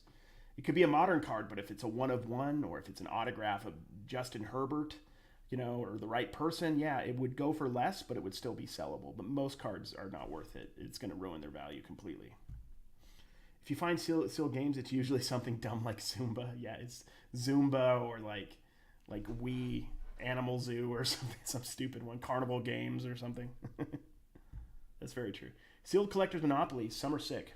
The Office show, for instance, they were like $29.99 new back in the day, and they sell for $299 to $499 now sealed. Yeah. It's all about, and you can, if you think about it, you can understand why the Office ones are so popular. They came out, people at that time, I don't think there was a lot of people flipping them on Amazon at that time. So people got them who wanted them, right? For the most part, I'm sure there's a few people who did that. And most people opened them, right? Because they bought it to play the Office Monopoly. They weren't going to resell it. So to find a sealed one would be a gift or something someone never opened, or maybe a few people bought and held on to them. So that makes sense that they would be valuable. People didn't realize they were going to become valuable. And that's how like real valuable stuff is. It's not this stuff that comes out and says, oh, this is collectible or this is going to be super hype. What it usually is something that nobody realizes is going to be iconic, right? Like a Nintendo system. You got a Nintendo in 1985 with Rob the Robot, and your 10-year-old kid, you're opening that and you're playing it. You're not leaving it sealed. So if you find the sealed version of that, because nobody kept it sealed. That's why baseball cards boomed in the late 80s. Because my dad, who was born in 1939, all his Mickey Mantle and Roger Maris cards went in his bicycle spoke, and when he was 18 were thrown out by his mom. That's why cards became popular, because people were like, look, they're valuable. Look at these old ones. And then the companies are like, yeah, they are valuable. Let's produce 72 million of them. Let's see how much you really want that Wally Joyner rookie card. You know what I mean? And there's still a market for Wally Joyner rookie cards. That's the thing. You just have to understand the game. If somebody came up to me with 10 Wally Joyner rookie cards for $1, I'd probably pay it, because I can get $1 or $2 for them. But they're not worth what they were in 1987. So, you got to understand the market. I don't know what I'm saying, but I'm just Billy Ripken. So that's a very good one, guys. Billy Ripken, the brother of Cal Ripken Jr., has an infamous 1989 F face card. So he was holding his bat in the picture. You're going to hear about this sometimes when you hear people talk about sports cards. He's holding his bat, and he had written like F face, F-U-C-K face. I don't know, as a joke, or somebody wrote it on his back. And they didn't realize that and shipped them out at first. And then they went and they did like several different things to cover it up. There was like a square, one was like whited out. So there's some versions that have the whole expletive on there. There's some that are black square. All of them are worth it, are worth money. Some versions are worth a lot more. 1989 Fleer has a lot of those. Randy Johnson's rookie card, the big unit, Hall of Famer. He's standing in front of a Marlboro smoking sign on the left side, I think, of the card. Some of them show the Marlboro sign. Some of them show it faintly. Some of them completely black it out. If you can see any of the Marlboro sign, I believe that's like a $15, $20 card instead of like a $3 or $4 card or $1 or $2 card. So there's a lot of cool errors in the late 80s and late 90s. But I tell people to stay away from that stuff because it's going to, unless you love it and you want to get into it, it's not worth your time as a flipper. You'd be better off doing something simpler. Dude, Wally Joyner was the ish, bro. You remember that.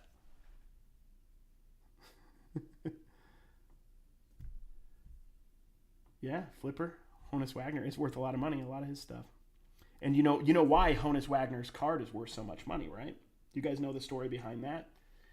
Back in the day, those cards were put in tobacco or put in like cigarette packs, right? And back in those days, most people smoked or whatever. It was fairly normal culturally. Honus Wagner was against smoking or against tobacco use. So he asked them to pull the card from the product. So only some went out with his stuff, and then they stopped producing his card. So that's why that's particularly valuable. I mean, he's a Hall of Famer, but it's mostly valuable because they cut production down quite a bit. Dude, that is... Any card, honestly, any of Kevin's cards from the 1870s is money. Back when he was a young man, full of life, just fresh off exploring the Wild West. Yeah, the Mark Jackson Menendez brother card, that's one that's kind of lost a little steam, but you can still get a couple bucks for it. So if you don't know that card, it's 1990-91 Hoops, NBA Hoops, the second year of Hoops cards. And Mark Jackson, great point guard. Second all-time in assists, I think. Great point guard out of like Seton Hall or something. He was playing for the Knicks, right? He's passing the ball, and behind him is the people in the stands, right? And it's the Menendez brothers, Lyle and Eric Menendez. And not only was it just randomly them, it was literally them after what had happened. So they had done what they did to their parents, took their money, right? Flew to New York, got courtside front row seats to the Knicks game. And they were in the picture on the card. And nobody noticed it until like 2012 or 13. And they're like, is that the Menendez brothers? And then they figured out that is the Menendez brothers. So there's a whole story behind that. There's another card from that set from 1990-91 Hoops. That has Michael Jordan in it. It's a Sam Vincent card. Sam Vincent played for the Orlando Magic. And he's like dunking the basketball. And then in the front of it, I guess trying to defend him, is Michael Jordan with the number 12 jersey. Michael Jordan's jersey number is not number 12. His jersey's number 23. So that was the night that he had his jersey stolen. Somebody stole his jersey, and they had to quickly find a replacement jersey. So it was the number 12. So that card has a story, and he did wear 45 for a few games back in the 90s, but it was like the one time he didn't wear the number 23 in a game, and that makes that card a couple dollar card when it would be worth a nickel otherwise. So, Cary, I have a mint 10 Barry Bonds rookie card. Do you ever think it'll be worth money? Yes. It's worth money now. Have it in a safe. I think someday I'll get... No, you'll get more than 5. You get more than 5 now. It depends. Is it the 86 traded or the 87? If it's PSA 10, it's probably $50 to $100 right now. Also, I think Barry Bonds stuff is going to go up over time. Less and less people care about the steroids that were taken in the era. I don't. That was the funnest time baseball ever was, that there ever was for baseball. I don't think they should have took steroids, but I don't, at this point, in the 70s, they took amphetamines or whatever. Everybody had, like, the pitcher spitted on baseballs and threw spitballs. I mean, there's a lot of gamesmanship in baseball. You just let it, everybody knows it's a steroid era. But anybody who says that Barry Bonds isn't a Hall of Famer is insane. He's the best baseball player to ever touch a baseball, period. He's the best. He would have been the best without steroids. He just, from the story goes, like he heard, he saw what Mark McGwire was doing. He saw what Sammy Sosa was doing. I think he was okay with that. But when you start seeing people like Brady, here, I'll get in some 90s baseball for you. When you see Brady Anderson hit 50 home runs out of nowhere, it might be time for you to think, I wonder what I would do if I took roids. And what happened is, with Barry Bonds, is he hit 70-something home runs when he was older than me. So, that dude was dope, man. Do you usually do live sessions, or is this just for us because it's a 10-year anniversary with my wife? Yeah, no, that's a good point. It is Go Perril's 10-year anniversary with his wife, and I thought nothing more romantic than me ranting about baseball cards in Vegas. So, happy anniversary, and this is for you guys. It's random. I maybe at some point I'll have a schedule. It's a little bit like I haven't done a regular video, and I've kind of not pushed myself to do regular videos this week, so I wanted to be on YouTube, let people know I'm alive. It's good too, I get a video up that can be monetized, and it just keeps some momentum going, I feel. It's probably not as good as a regular video, but it's kind of an easier way to do it, honestly. Dude, Bobby Bonilla Day was just a couple days ago, wasn't it? Dude, first off, great player. People forget how good Bobby Bonilla was, but that's a whole nother story. Yeah, it's debatable. It's definitely debatable. But I would say I can't think of anybody better. We'll put it that way. But on the offensive, I like Griffey more, but he couldn't stay healthy. There's people who are better hitters, but not like overall. He hit for average. I think he batted some years like 360, 370. Got walked a ton. Hit monster homers. He was a complete baseball player.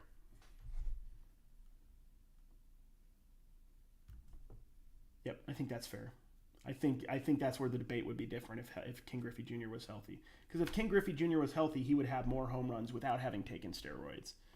So, yeah, I think that would, to me, be the debate. Is it King Griffey Jr. or is it Barry Bonds? That would be my debate. Now, you got players who were hitters like Pete Rose, but he didn't do anything. He didn't have the overall complete of a game as Barry Bonds did. Barry Bonds is just clouded in the steroids. He kind of did that to himself, and maybe you could take that as a point against him where he could never be. But it's interesting to think about. I took roids, but I looked like John Daly more than Canseco.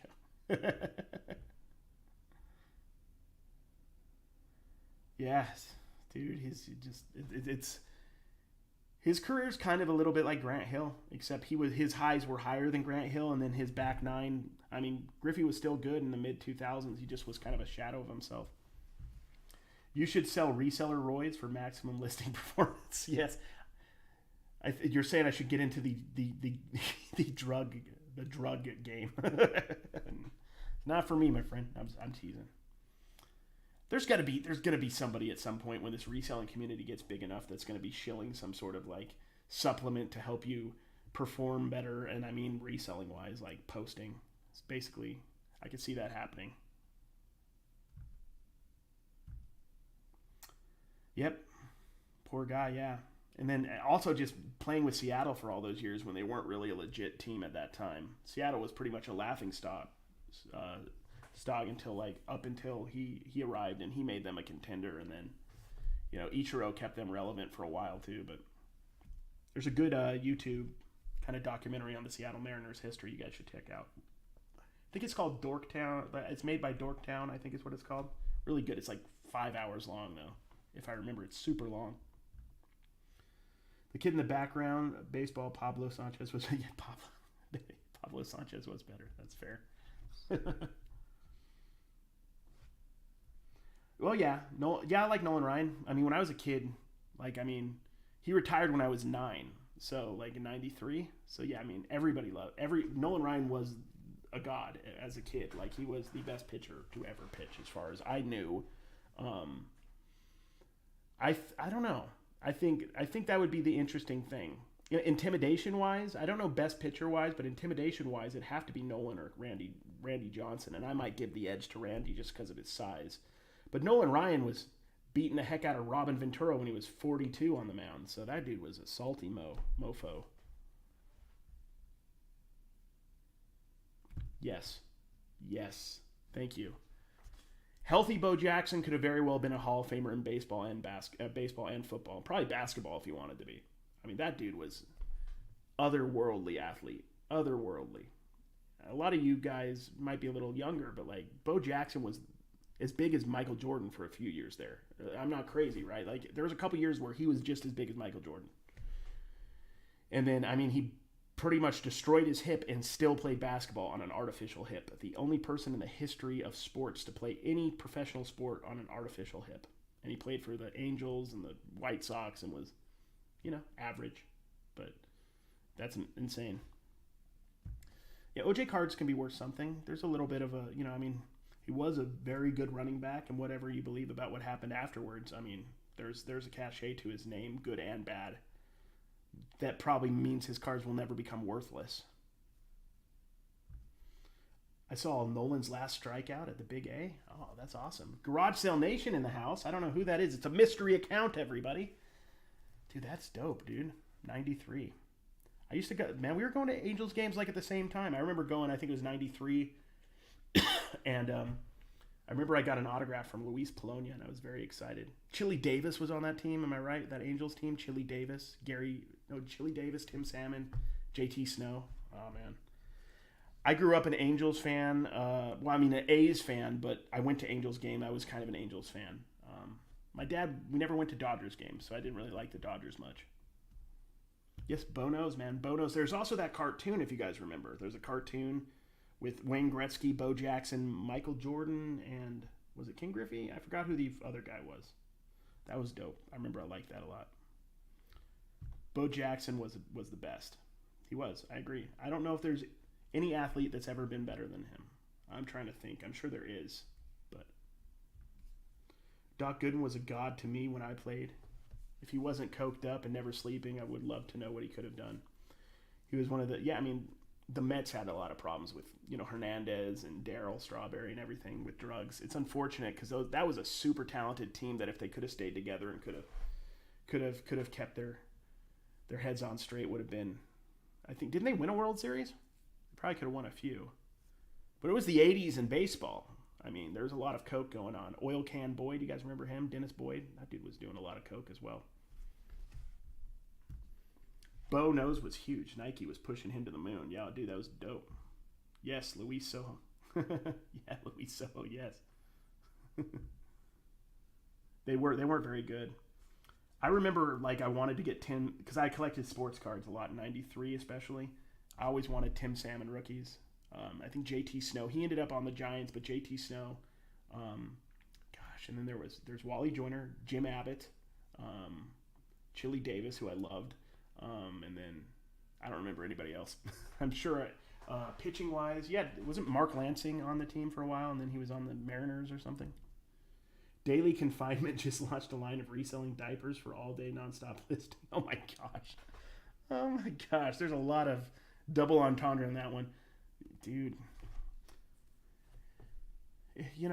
I think I actually pay for his podcast on Patreon, and it's an amazing. If you want to get motivated and post more and really focus, which I'm not always great at, his podcast is very good. It's dry. It's definitely not trash to cash, and they are repetitive, which is probably good for what they're trying to do. But it's a quality podcast, and I think he knows his stuff backwards and forwards as far as reselling. I don't know why he took the chances on the stuff he took chances on to ruin his account. That seems stupid, but as far as knowing his stuff backwards and forwards, he does. Yes, Gary DiSarcina. Yes, I forgot about Gary. Yes. Yeah, that whole era is iconic. You met Harry Carrier when I was 13 in San Francisco. That's dope, man. After the World Series, I was a huge Oral Hershiser fan. Yeah. That was a good team. I was an A's fan, so we had the Bash brothers. We had, speaking of one of the legends. Let me see if I can find. I have a couple of them I bought. I'm gonna sell these, but I had to get them. I got these for basically next to nothing on Whatnot. If you guys are A's fans or 80s baseball, Dave Stewart autograph, number to 39. Another Dave Stewart autograph, number to 25. I think I paid like 14, 15 bucks for these. I'll get like 20 a piece for them. I'm kind of tempted to keep them because I love the A's. But I always say when I'm rich, I'll keep stuff. But I'm not rich yet, so. Hey, what's up, Sonny? How you doing, man? That just reminded me Jimmy Kimmel did a documentary on the 86 Mets, and I've yet to watch it. It's probably pretty good. You should watch it, dude. If that's not the most 80s, early 90s California thing I've ever heard. I met Tawny Katan in the parking lot. Was she just dancing on the hood of a car or something, dude? You were waiting for I forgot about Chuck Finley. Speaking of like iconic early 90s Los Angeles or what were we back then? California Angels back then, right? The California Angels? Yeah, Chuck Finley. He was pretty dang good. I think it's Tommy has a OnlyFans. I think that's what that is. I need a Vinnie Johnson 86 Fleer basketball card as a graded 10 is almost... Oh, I read that Vinnie Johnson's 86 basketball card as a graded 10 is almost as much as a Jordan rookie because it was the corner next to the Jordan and rarely ever got a perfect cut. That's a good question. I'm not sure about that. That's a very interesting... I mean, that if you're trying to complete a PSA 10 set and that one is impossible to find, then the price would be driven up for sure. But a PSA 10 Jordan should be worth more, even if that's the case. Here's the interesting thing about 86, 87 basketball. I've watched like a lot of podcasts, listened to a lot of podcasts about it. It's interesting, like how nobody really bought it back then because everybody. You guys got to remember in 1986, and Kevin can probably attest to this. In 1986, if you collected sports cards, you wanted 1986. You wanted tops. You were looking for Jose Canseco rookies. You were looking for I don't know who the big rookies were in 86. It was Jose Canseco was the one I think that was super popular. And then further down the line, there was like Cecil Fielder and Joe Carter and all those guys. But people were buying baseball and weren't buying basketball, so nobody really bought those. You couldn't give away the boxes. And then the interesting thing was 1987-88 is much rarer than 1986-87.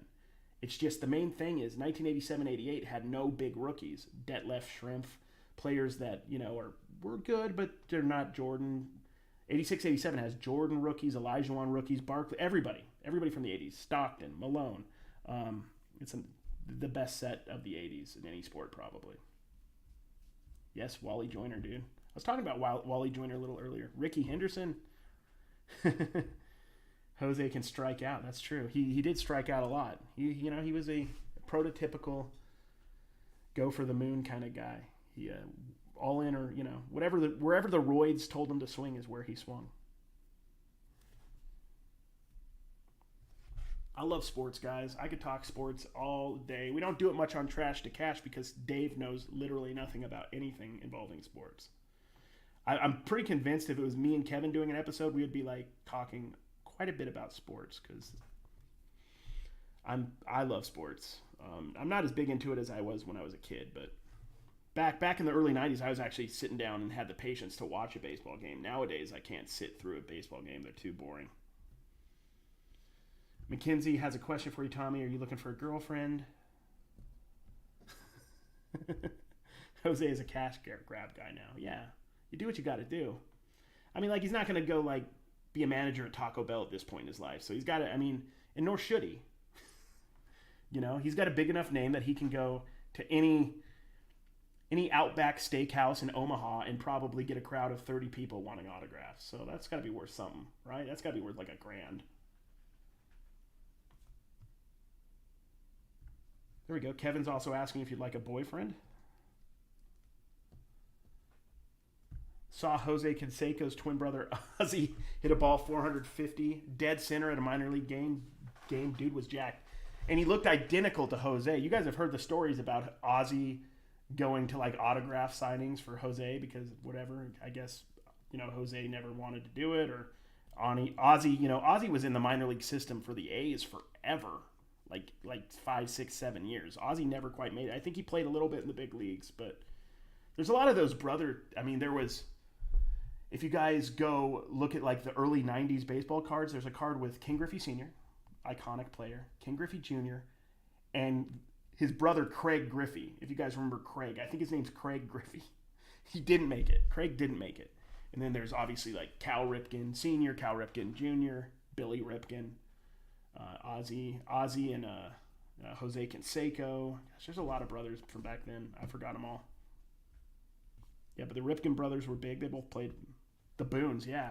The Boones are like 4 or 5 generations, aren't they? There's Pat Boone was a singer. But you guys get the drift. The Boones. Cary, a.k.a. Matchmaker. We're just trying to, if we can get a little romance brewing in this chat, I'm all for it, guys. If we can get Tommy a girlfriend or whatever, that'd be awesome. I did business with Corey Schneider, Cleveland Indians great, of the Indians, and he gave me a game-used bat and signed it and used "you're wrong." He wrote, "You're the best. It's an error bat." That's all. It's even better, though. I think that's even better than if he had spelled it correctly. Because now you have a story. Now you have a story, dude, that he missed. You know what I'm saying? The story's worth more than that bat. I don't know what a game-used Corey Snyder bat's worth. I mean, I'd give you like $30 for it because that's dope. A game-used bat of anybody would be cool. And I kind of like the more obscure guys. Like, you get me a game-used Walt Weiss bat or a game-used, who would be another random player I used to like?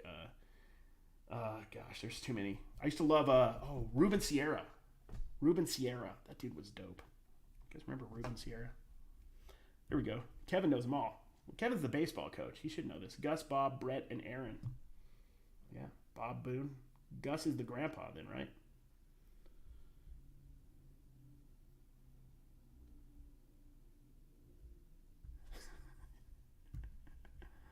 Some funny people in chat.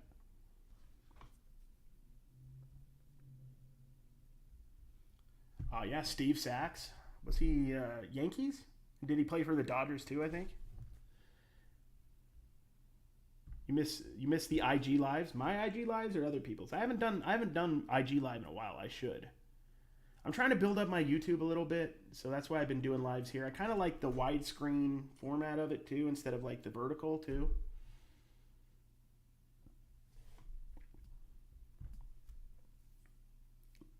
Only went for $10. Kenny Powers, are you talking about Eastbound and Down? Anybody else think Kenny Rogers Roasters was owned by the Texas Rangers pitcher and not Kenny Rogers the singer? I was the proprietor of an Outback on the Strip. Left because it wasn't the same after the pandemic. Only 25% occupancy for over 6 months.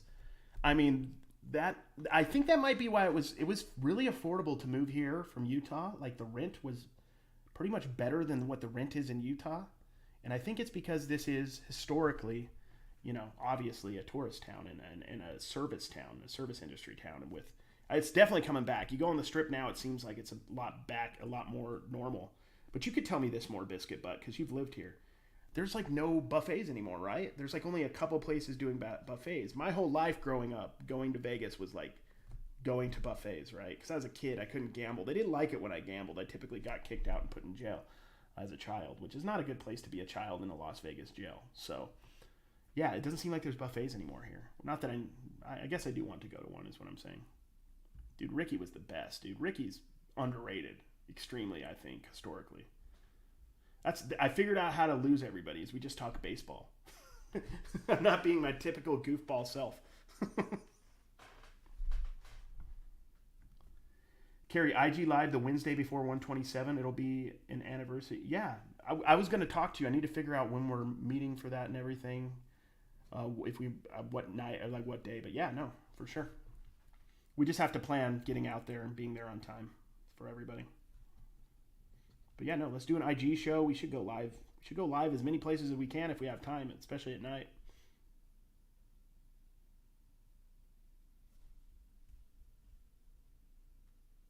Yeah, no, Dave. I told Dave no. Like, I think as a courtesy, I messaged him, like, just to invite him, just let him know I was doing it. I kind of wanted to do it on my own, though, because I wanted to see what it would be like if I did it on my own. Me and Dave, like, have a very specific vibe. And it's kind of interesting, I think, to see different sides of people. So I think this is more interesting. I think a lot of the times I'll do lives with Dave because we have a blast and it's just like just hanging out and chilling and telling jokes. I mean, in a real live, I probably would be trying to teach something, but I think there's probably been a couple moments of me actually talking serious resale stuff, but I also don't really want to be stuck in having to do anything. I just kind of go with the flow. No, Rodrigo, not typically. I don't feel like parcel is first off, it feels like a lot of time parcel mail is marginally cheaper, if anything. So if it's like $1 more or whatever, I'm usually going to go priority. And then if it's significantly more, like if it's a large item, I'm going to go UPS or FedEx because they have better rates for that stuff. But you'd be surprised. A lot of what I'm selling is, sports cards. So this is going to cost me not much to ship at all. So it's going to be USPS. All the buffets are coming back, but prices are high. That makes sense. It's one thing about Vegas, though. Food is amazing. Like, there's so many food options of every type. Any type of food you can think of. They've got, like, legit, almost 5-star places. Not that I want to spend that much, but any kind of food. So it's a lot more interesting than Utah, where it's like, what kind of funeral potatoes would you like? Would you like cheese on the potatoes, or would you like green onions or green? How would you like your Jell-O? Nah, it's not that bad in Utah, but that is the cliche. Okay, Mackenzie is super serious about this, Tommy. If you're interested, Cary, give me the love code for Tommy to get a boyfriend. I have no idea what's going on here, but I'm feeling a lot like Chuck Woolery right now. So I will pay for a date. And I think you're married, Tommy, so I don't think this is going to work. But I don't know. If you're not married, and I don't know who she is or if she is, or if this is just a bot, I don't know what's going on. Medium mail went up. First class is cheaper now. Also, eBay standard envelope went up just 2 days ago. So instead of 93 cents to ship a 3-ounce card, it's now $1.05. So that's also went up, if you guys didn't know. Can Kevin send me a signed Inaman and spell wrong so I can have an error Inaman? I think Kevin should start doing like some stuff like that, like a 1 of 1. Like you should have all these Inaman and then auction off one that he signs like in a gold or silver pin and then put like 1 out of 1 or 1 of 10, and he starts like making them limited edition like sports cards. And then all of it goes to a charity of his choice, like a new shed or solar panels or maybe, I don't know, like a kitchen remodel. A charity we can all get behind. Just kidding. Kevin always is donating to real charities. I actually need to be better at that. I don't like planning all that stuff. Like I don't know which ones are good, and I don't know which ones actually where the money goes to where it's supposed to. Always makes me a little nervous. Hey, what's up, Marketplace Boutique? Welcome. It's good to have you here. Good to have you here. We're just chatting about reselling. This is where we talk. This is my live show where we talk very seriously about reselling topics and how they affect us in the community. That's the kind of show I run. Dude, a trash to cash Inaman is actually a great idea. It's the exact Inaman, but just the color. It's like the green, and then the cape is like that, neon pink. And then he's just got like a trash can on his chest. Dude. We should pay you for your ideas, man. That's pretty good. Kevin did tell me to ask you for an Inaman, but I didn't. True story. Like me for an Inaman? I think I have one in a box somewhere, and I have my other one right here somewhere. But yeah, I have the new one here, I think, or maybe the old one. I have an Inaman floating around here because I'm still selling stuff. If it was gone, nothing would happen. I'd have 0 sales. 0. At this point, I believe so much in that Inaman, and I trust it implicitly. Yeah, I'm not on Twitter. Yeah, I never really did a resale Twitter account or really I never got into Twitter. I don't know. Especially, I don't know a lot of like resellers that do Twitter. I know there's a few. Sports card community, which I also dabble in. There's a lot of people on Twitter though. What's the story of the Inaman? If I remember right, he just found him. Oh gosh, was it like at a what was that, like a consignment shop you found those at, and then you came back and bought more? There's a story. There's like several videos on Kevin's channel. I don't want to send you to Kevin's channel because it's just here's the thing. You'll start off super stoked. You'll just get more and more depressed as you watch more. It's not going to bring it. Kevin's like the most positive dude. You'll get motivated is what you'll get. But yeah, I've been watching Kevin's videos since He had to have been like 6 months after starting or less. I've been watching Kevin's stuff for a long time.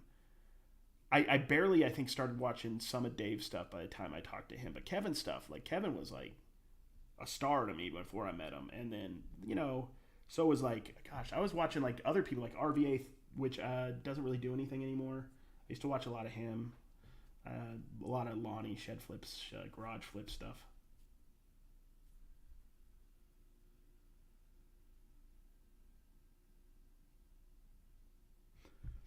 Love Kevin's channel.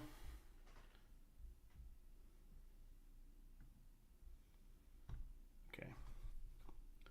We've had enough fun. I went ahead and banned Mackenzie. Love Kevin's channel. Probably one of the first ones I started watching. It's good stuff. Solid, straight to the point. Folksy, whimsical, magical, mystical, mystery tour.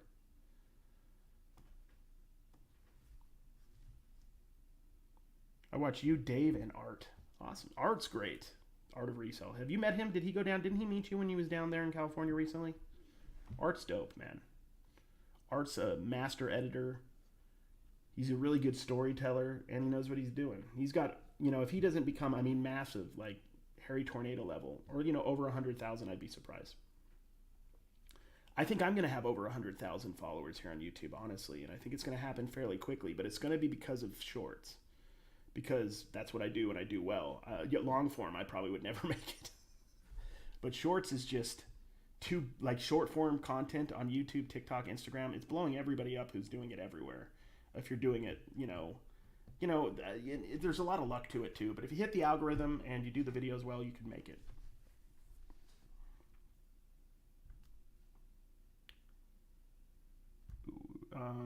Special trash to cash, American Bubble Boy bubble wrap. That'd be dope. See if we can get what's his name? Josh? I forgot his name. Whoever's in charge of that. True story. The day after I got Edelman Jr. in the mail, I found my shoe source. Sadly, I never opened it because of the good juju, and I think he died. Yeah, I think you have to water it at least once a day. So, pretty sure all our Edelman are dead. That's actually interesting. So, is the power of the Edelman coming from, like, the lost Edelman soul? Is that what it is? These are deep thoughts we shouldn't be thinking about, guys. This is a realm of existence and the universe that we probably shouldn't delve into. Kevin's favorite YouTuber is Harry Tornado, right? Here's the thing about Harry Tornado. First off, and I mean this, he's a really nice dude. He is the best, probably the best reseller YouTuber, if that makes sense. And really, that's probably what I admire more than anything, because I'm just as interested in YouTube as I am reselling. He knows how to do it backwards and forwards. Is he the best reseller out there? No, he'll say the same thing. But the best resellers are really doing YouTube. And if they are, nobody's really watching because it's hard to watch because they're all in the numbers. But, yeah, so he's the most entertaining. And that's something to be said. That's not easy to do. You ever source from the swap meet on Boulder Highway? Is that Broad Acres? I don't know. I'm who commented on your Goodwill post last night, but hope no hard feelings or anything. Other people seem... Nah, man, I just like to... I sometimes I respond on those. A lot of times I don't respond. I understand that people have different thoughts on things. I just try to educate what I think and how I think things are. With a Goodwill like that, the problem is when they're pricing stuff so high, and, to do a TikTok correctly, you have to make it dramatic. So I am using, the Goodwill sucks. I'm using words that get people animated and interested in watching it. It's a little exaggerated.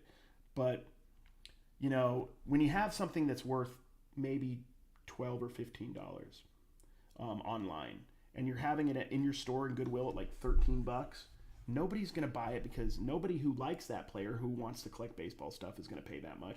And resellers aren't going to pay that much. So it doesn't sell. It goes to the Goodwill bins and they make $1 or $2, or it gets thrown away. So it doesn't seem like it's in their best interest to be doing that unless there's some tax write-off implications I don't know about. I think they'd be better off. Of course, I'd love them to put it at a quarter, 50 cents, $1, obviously. But realistically, if they put that at $5, maybe $6, maybe, they'll get somebody who, maybe not me, but they might get somebody who likes baseball figures. For example, I'm talking about one of the things I found yesterday, and then they'll sell it. So I think they got to figure out, if they really want to move stuff, that would be the idea. Yes, we're both big Rockstar Flipper fans. Yes. I have been watching Casey's videos for a long time. I have. You're too hard on yourself, Cary. You're fun to listen to. Thank you, Puffles. It's okay. You got to be a little hard on yourself to improve. And also, I want it to be authentic and real. You know, I'm going to just, for the most part, talk about my weaknesses. Not every weakness I have, but some of them. We need reseller trading cards with numbered cards, autos, and game used, garage sale picking, clothing. That'd be dope. That'd be dope. That could be something if I'd have to, like, I think that's cool. I don't know if it'd make money, and also, I know I'm not the person to do it. But it's dope. I was just kidding about Tornado. Oh, no, you can kid about, or not like, or talk about whatever you want to talk about here, guys. No judgment. Didn't Kayla take the reins last month on views with 1/5 of the subs? Yes, she.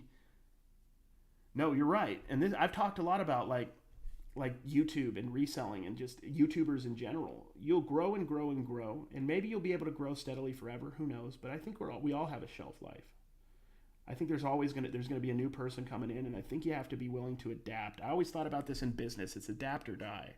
So if you want to be in social media, it's the same way. Be willing to change. Be willing to try. And Kevin's the best at that. Kevin's the one that contacted me about TikTok.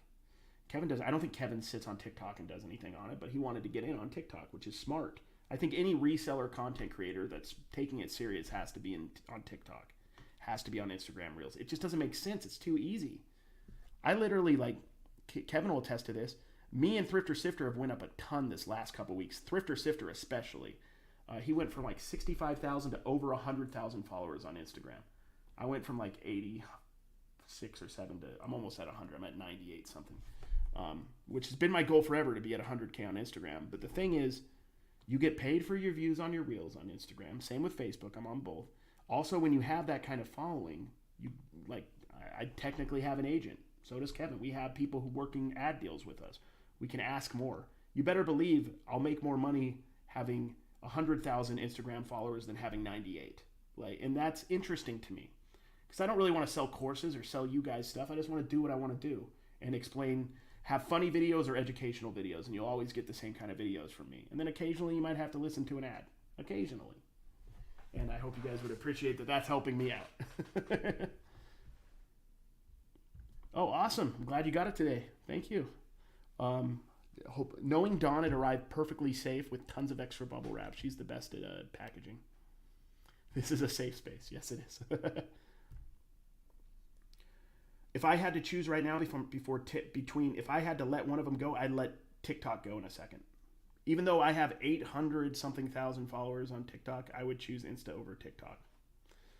I don't know if that's smart. But I think Insta was kind of going down, but now that they're focusing on Reels, they're kind of like TikTok, but better, because you can do pictures, you can do long form videos. They kind of take the best of everything and put it in one spot. I knew nothing about Insta really before. I had a business account for our store a little bit, but I didn't really understand how to do anything before I started my social media. I like Instagram the best out of all of them.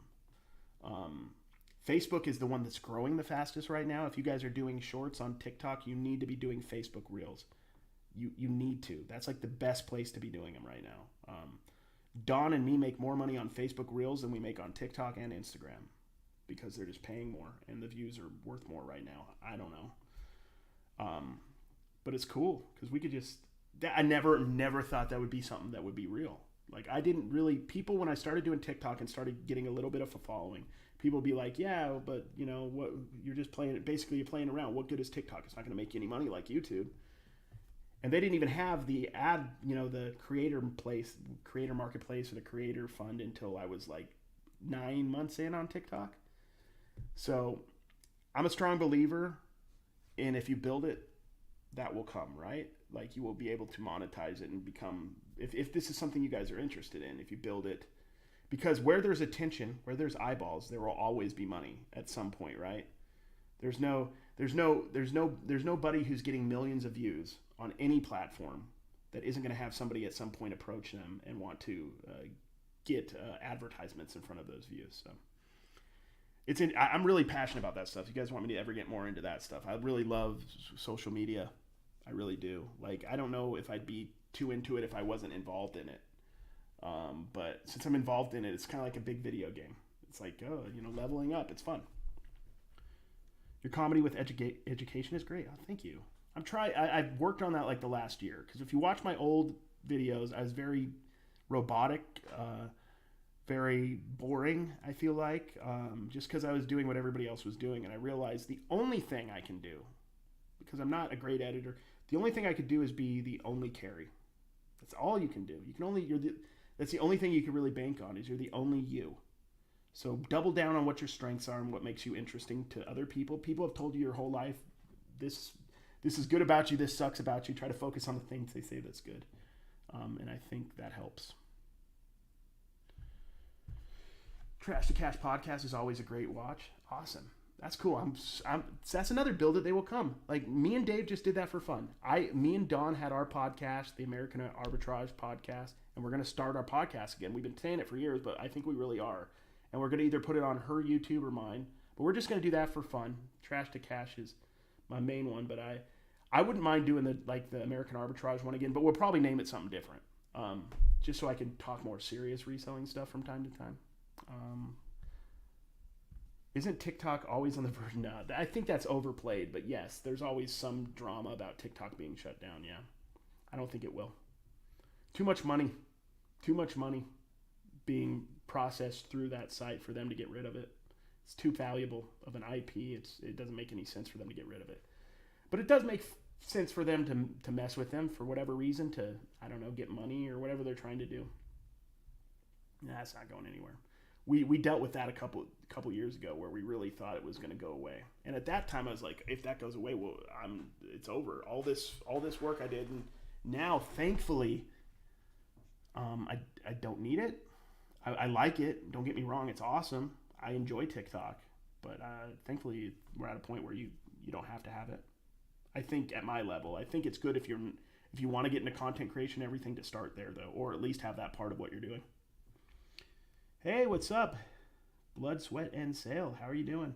Just gonna be on probably for like another 10 more minutes, guys. Try to keep it at 2 hours because I've got to still post a bit tonight. I think I have a little bit of shipping to do. And I'm a late night person, so I'll be doing this for a while. Have you ever found any interesting good Lego? Yes, I have. Many times. I'm trying to think of like some of the best Lego stuff I found. Gosh, I can't think of anything particular, but I've definitely found a lot of sets that, in the $50 to $60 to $70 range. Stuff like that. There was a time where I got really into like breaking down Legos. This was like 3 or 4 years ago, and I would sell helmets and hats and different heads and kind of like Bricklink. And it did okay. You could definitely do that on eBay. And if you, just like sports cards, if you put enough effort into it and built templates to make listing easy, you could build a eBay account that makes you money doing that. I know. Thank you guys. This is just fun. It's always a hoot to see that people actually want to come and chat with me, so I appreciate it. Hopefully it's entertaining, if nothing else. Let me see. I'm trying to find everybody's comments. Can't wait to be on Trash to Cash podcast. YouTube is at 670 in 5 months. Congrats, dude. We'll have to get that happening, dude. Just DM us. I got to remember like to get people on and do all that. That's not my strength to do that, but it'd be fun to have you on, Charlie. Charlie went to our meetup here in Vegas too. And Charlie's YouTube is really interesting. I haven't watched a ton of stuff, but it's like a lot. I've noticed it's like from the seller's perspective at a swap meet instead of the buyers, at least in some of the videos. Night, Cary. Have a fun. It's good to hang out with you too. Thank you for being here, Puffles. Appreciate you. We'll see you next time. You remember watching the lives on TikTok? Yeah, I haven't done those like religiously for like a year. So here's the thing, Jamie, like with that. Back in the day when I would go live, I swear there was one live I did that I went up 12,000 followers in one live. That was the live I did for like 22 hours, or what was it? It was like a lot of hours. Remember that one? And back in the day when you'd go live, you'd get bumped up 1,000 followers. I stopped doing it because I think that was the first thing. Like it didn't help that. And then second, I just got out of the habit because I don't necessarily have to, go up followers to go live, but that was a big push. It's like I should do it. And then I don't know. Once you get out of the habit, it's hard to get back into it, if that makes sense. I should be doing lives on TikTok, honestly. I should do a lot more. The interesting thing is I probably will have more people on this live right now than I would on a TikTok one. Isn't that insane? And I have 1/100th of the followers here, which is interesting. Take care, brother. Have a good one, man. Yeah, a lot of people see TikTok. Like, TikTok's wild. Like, I'll show you guys some stuff on TikTok. Ooh, sorry. Music's playing. I'll turn the music down so we don't get copyrighted or whatever. Let's see. Like this video I put up 5 days ago. You know, just going to a thrift store. And I put this on YouTube and everything. And it's at 883,000 views. That'll be my first like million view video on TikTok in like months. But like, there's just so much, like when it's different though. On TikTok, you will be sent videos they think you like. Whereas on YouTube, you have to click on a video you like. So a YouTube view is worth more than a TikTok view because it's more intentional. But it's still interesting. Hey, what's up, Funky Cold? How you doing? Oh, thanks. No, I mean, it's random. It was timing too. It's just like anything. If you early adopt, I was one of the early people who did TikTok, and to be fair, like I took a lot of time and thought on how I did the videos and what would work, and it worked. I got lucky. I did get a little lucky.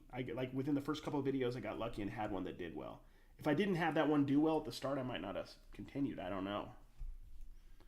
First, yes, that's a TikTok thing right there. Every time you do a video, like 12 people say they're the first comment. That's a very big part of TikTok culture. Well, I appreciate you being here. We're kind of ending it up, but you could definitely, we've been on for a couple hours. We've talked about a lot of stuff. If you have any reselling questions or just anything in general, I'm happy to talk, answer questions if I can. I'm not the best reseller out there, but I'm not the worst. Oh, is my mic really low? No. Yeah, I didn't know. Thanks for letting me know. Yeah, my girl put me on to you. Happy for that. Yeah, we've known each other for a while, dude. It's weird. Yeah, I've been recognized for YouTube, for Trash to Cash, and TikTok. I don't know if I've ever been recognized. I think I've been recognized for Instagram too. So like different people follow different stuff. Like I went up to the sandwich shop here, just like a half a mile away, and the guy's like, "Are you the dude who goes to thrift stores on TikTok?" I'm like, "Probably that's me." There's a few of us, but I'm thinking you're thinking the right person. Yeah, it wasn't turned up. Sorry guys, that's my bad. It's good to know. See, that was the thing, Tommy. It wasn't your peak. If you got 125 that soon, you probably would have ended up getting a lot of followers, honestly, if you wanted them. It's just if you're interested in it. Because I think my fourth or fifth video got like 200,000 or 300,000. And then I was hooked. I was like, oh my gosh. I saw people. I remember thinking, oh man, maybe I'll be at this amount, 1,500, or then I was thinking maybe by the end of the year I could be at 30,000 or something, or the next year. And I think I was at like 400,000 or 500,000 at that point. I remember having all these goals, and it really didn't matter because there was months on TikTok back in the early days where I'd go up over 100,000 followers. It's a lot different now. And this is the way I look at content, and I think a lot of people like Harry Tornado do as well. There comes a point where you can't just do like what sells on eBay. You can do that, but you can't just do that. I was talking about this earlier in the live. I do treasure hunting videos. That's anybody around the world can relate to a treasure hunting video. I might not always find the best treasure. If I find a better treasure, the video is going to do better. But treasure hunting, like you don't have to be a reseller to appreciate that. You're not going to see me doing videos very often about what boxes to use or eBay rules and regulations. I've done those before, but I don't like to do those. My channel is a treasure hunting channel. That's what I do. I have an addictive personality. It would hurt my real money if I take content seriously. That might be the case. You can make money doing TikTok, though. It just takes time to build it. That's for sure. And then I'm the same way. Like, I think if I focused a little less on low-end cards, I'd make more money reselling. But I also do exactly what I like. So is that a trade-off? Probably. I have to force myself to post higher-end stuff sometimes. And I can sell it. I'm good at it. I'm more interested in trinket stuff. I don't know why. That's a weakness. Know thyself, man. There's no power like knowing yourself, knowing what you're good at. And that's what I've learned in doing this for like 11 years. It's like I got excited watching like Osborne to Thrift videos a couple years ago, and he bought all those VCRs and electronics that are worth money and then resell. And he's 100% right. They are, and they do. I ended up buying like 20, and I posted some of them. Some I never posted, and I just hated shipping them. And I'm like, I don't even really care what they're worth. I just don't want to deal with them. Now, if I found like certain things, like a Marantz tube radio, or like something that I knew was worth hundreds or thousands, then I would. But I still wouldn't be that interested in it. That's the problem. I'm just very much wanting to do what I enjoy. It's kind of niched down to being very focused on what part of reselling I enjoy. Shipping costs, there's some nuance to this, but if it's under 3 ounces and under $20, which is a lot of my cards, it's about $1.05 now. It used to be 93 cents. If it's a card that's a little more valuable, over $20, it's going to cost me about $3.80-ish, maybe. And then I'm not counting my envelope and tape costs, so maybe $4 all in. But then I'm charging that within a quarter or so. Sometimes I just like to keep my price competitive, so it might be slightly under what the actual shipping is. It could be a teeny bit above at times too, just depending on the market. Being happy as long as you can pay the bills is all that matters. That's 100% the case. This could change. I definitely would like to be more comfortable than I am, but I am not interested in being the millionaire reseller and selling I'm not interested in being the millionaire reseller. That seems very boring to me. I'm interested, I don't sometimes even know, but I'm interested in selling cool, like I want to have a monster card store. That doesn't even make sense logically. But if you do get it to a monster size, you will make a lot of money. So I focus on what I enjoy, and I'm happy. I can pay my bills. So it's a good thing. Ooh, somebody just signed up for Flip, and I got a $10 gift card. Thank you, whoever that was. If Tommy did the TikTok doing the gritty, 1 million easily. Easy. The gritty is very, very, very popular on TikTok right now. And that's it. I mean, it's funny to think about because TikTok was even more of a dancing app 2 years ago when I started, or almost 2 years ago when I started. No, 3 years, almost 3 years ago now. So I was just a weird guy talking about reselling stuff when there was only maybe 5 or 6 of us doing that, or to some way or another. It reminds me of early YouTube, though. A lot of people cut their teeth early YouTube and became huge. A lot of times they don't last, though. So the key is to figuring out how to last after you become huge, if you do.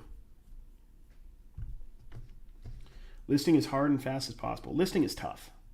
Listing is a very, very, very much a groove thing, too. It's very much a rhythm thing. When you get in the groove, you can list a ton. But sometimes it's almost impossible to get in the groove because of distractions or your mindset that day. But consistency is the key. Being consistent with at least a certain amount of listings every day. And then if you can get more, great. Average card sell price, Cary. This is probably this. I'm different than most people. It's going to be lower, but I'll just go through like what I've sold today card wise. How about that? To give you kind of like a taste of it.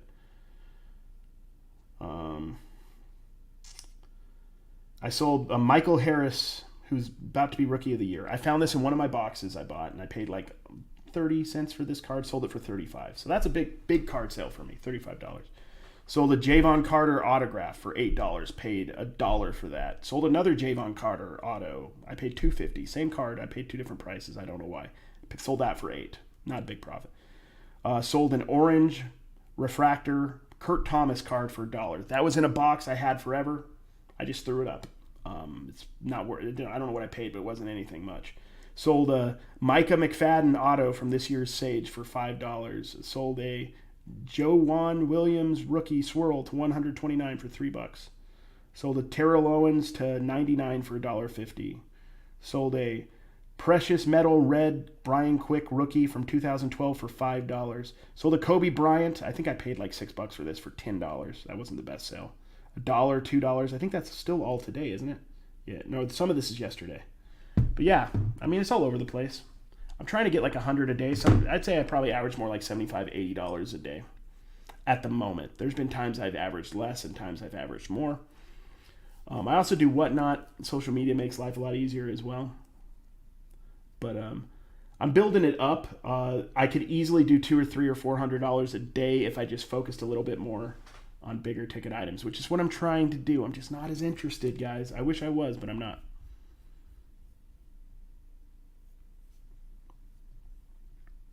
Pete and John are the only ones standing. What do they have in common? They are legit as can be and don't churn views for money. Everyone else churning views will run dry fast. That's true. and I've talked to Kevin about this. I really like the podcast as a way to remain relevant. To say, I mean, I don't know if I'll ever have a big I might get a big account on YouTube through Shorts or something, but I'm not going to have a conventional big account like Kevin has. I don't think, at least anytime soon. So, at some point Kevin's views may stagnate, but I think the podcast will help churn new people to his. I think it'll make him grow. It'll actually be a good hedge, is the way I look at it. Could you do a YouTube TikTok camp? Oh, that'd be fun. Yeah. We're gonna be at the FlipCon, and I'm on the panel about social media, so I'm gonna be talking about that. But you guys are always more than welcome to message me on Instagram, ask certain questions you may have. The key right now to grow anywhere on social media is short videos, 100%. I think everybody would agree, Kevin, everybody. If you want to grow fast. Now, a short form viewer is not as valuable probably as a long form viewer. Now. But you also got to remember in 2011, a long form viewer on YouTube wasn't worth much of anything. I don't even think they were monetized at that point, or very few people were monetized at all on YouTube in 2011, right? So right now, they will figure out a way, I think, over time to pay short video makers in a way that makes sense. And if you're set up, you'll be. And the cool thing about doing short videos is I think you can avoid a lot of the issues that long form has, where people who watch my videos don't necessarily even know it's me every time. They're not necessarily coming to the video for me. They're coming to my video for the topic. I don't think reselling's going anywhere in the next 10 years. So, whereas if it's a channel based on me, people could get bored or whatever. But I think short form has a little bit more of a shelf life until whatever the new thing after that is. Chip implants from aliens. I don't know. But until then, I think we're good.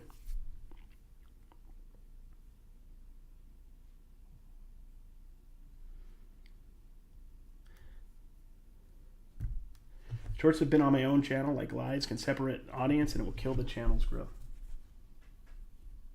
No, I actually don't agree with that. I don't agree with that. But I will completely. Here's the thing.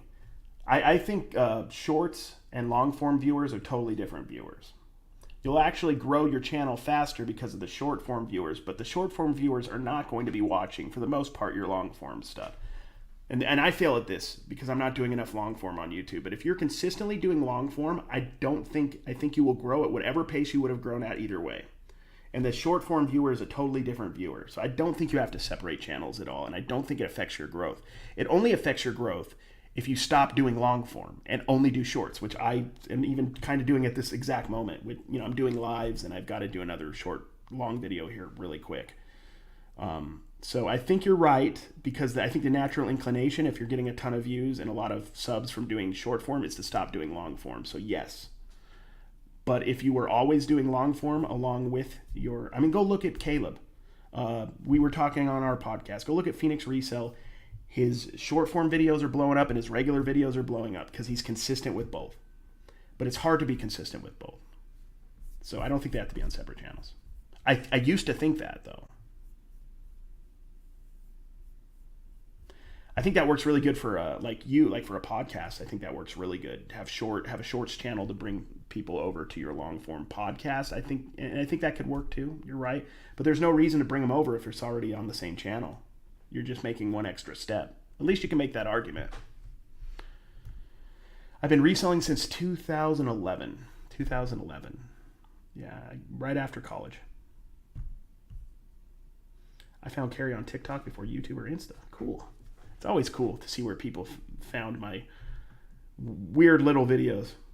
Kevin has so many things going for him. Southern, wife, kids, animals, low-end, high-end sales, teacher, religion, charity, prettiness. I thought quirks like Enaman and more. He will be hard to fade. Yeah.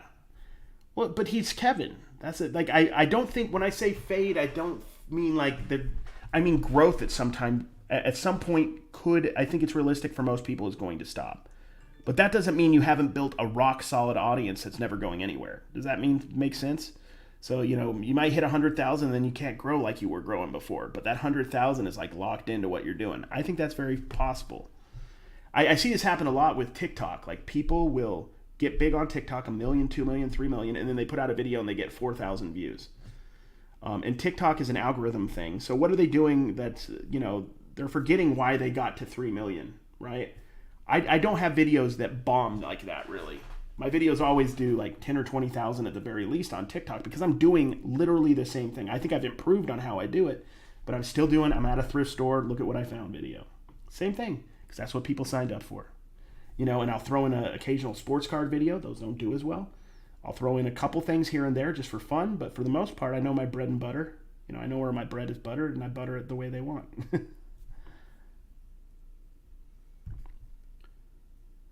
Shorts have been blowing our channel up. We don't even know YouTube, but it's working. Yeah, it's great stuff. Another person, I'll keep saying his name because it's true, Thrifter Sifter. I think he was at 5,000 or 6,000 subs. 3 months ago, he's almost at 70,000 now. Reselling shorts. I should have been doing it back as much as he was because I don't know if his stuff is actually probably a little more solid than mine overall. But I should be a lot higher because I stopped doing it every day like I was. Now I don't miss a day with YouTube Shorts, and I try to do 2 a day if I can. But yeah, it will grow your channel. That's why when Kevin said on our podcast, the last one, or this upcoming, I think it's his last one, where he thinks that I could pass him, I think he's right. And it's not because I'm a better content creator. I'm not. He's better. Honestly. It's just the short. And if Kevin was putting shorts on his channel, he has a separate channel for it. Dave has a separate channel for it. He could probably blow up quickly or quicker than me. But shorts is a hack right now. And I think it's smart, especially for small YouTubers who haven't established themselves like a Kevin. I'm a good example. I'm not like a big channel. It makes sense to take advantage of it. But just keep doing long form stuff. You'll look, my long form will still probably get 1,000, 1,200, or 800 or whatever. But I'll have shorts. My shorts will start going to 10,000 to 20,000. I've seen it happen on Facebook. I just started consistently doing Facebook 4 months ago. I went from like waiting forever to get to 1,000 to now I have Facebook videos at 100K, 200K. Also, I do long form Facebook on a different channel. I've had YouTube videos, literally the same video I put on YouTube, same video, hit 2,000 on YouTube and go for over 500,000 views on Facebook. I'm not monetized yet on Facebook. I'm like 3,500 people away. But once I'm monetized, I'm going to be making $2,000 plus on Facebook from that channel alone. So I find all this fun. I don't really care about the money. It's not meant to be braggy. It's meant to be like, if you guys are interested in this stuff, it's like possible. It's cool.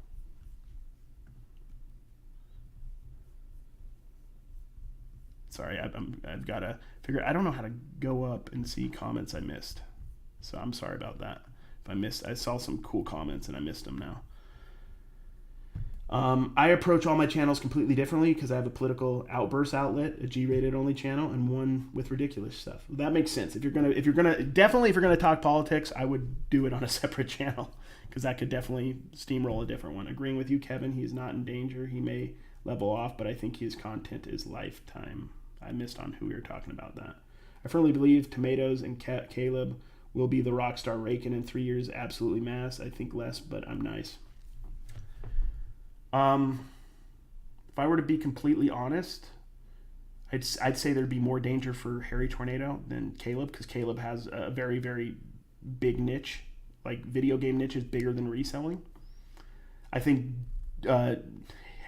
Josh is doing the right thing by focusing a little bit more on shorts. If I were Josh, I would be hiring somebody like Kevin's doing. And I think Dave might be doing to do shorts. In fact, I would be doing it myself because I think with voiceovers you can do more and make it a little bit more easy for people to get into. But I would be banking on TikTok and Instagram. Use all the cred you have on YouTube to build up your other things. Because there shouldn't be a reason why Terry Tornado isn't bigger than me on Instagram or TikTok. There isn't a reason he shouldn't be. So I think it'd be good for him to do that, hedge his bets a little bit for his own good. But, I mean, his channel's great, and he does an awesome job. Maybe he may, over time, kind of drift into other stuff and become big. I mean, there's people who started, like Ryan Trahan. If you guys follow him, he did the Penny Across America, which made me think about reselling across America. I'm obviously no Ryan, not even remotely close. But Ryan started, I think, as a running channel. He was just a runner, and then he slowly turned into this Mr. Beast kind of guy. If anybody in the reselling community can pivot from reselling to whatever the hell he wants, it's Josh.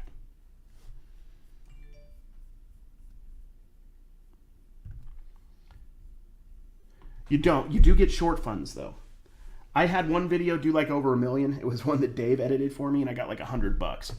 I believe like you can get more than 10,000 a month on shorts right now. So I'm assuming if I'm consistent, I'll get that $100 probably next month or the month after, and then I'll probably get myself up to 1,000 or 2 a month. But that's, I mean, and also you guys got to remember, I got Dawn. Dawn is also doing content. Dawn has about 100,000. She's like almost at 100,000. She's like 99.9 or 8 on TikTok. She has 40,000 on TikTok. So she's making money on TikTok and Instagram too. And she just started her shorts. So we're double dipping on a lot of things because Dawn, my girlfriend, wife basically, she does her own stuff, her own content. And she's making money because we're doing it anyway. And she loves it and she's good at it.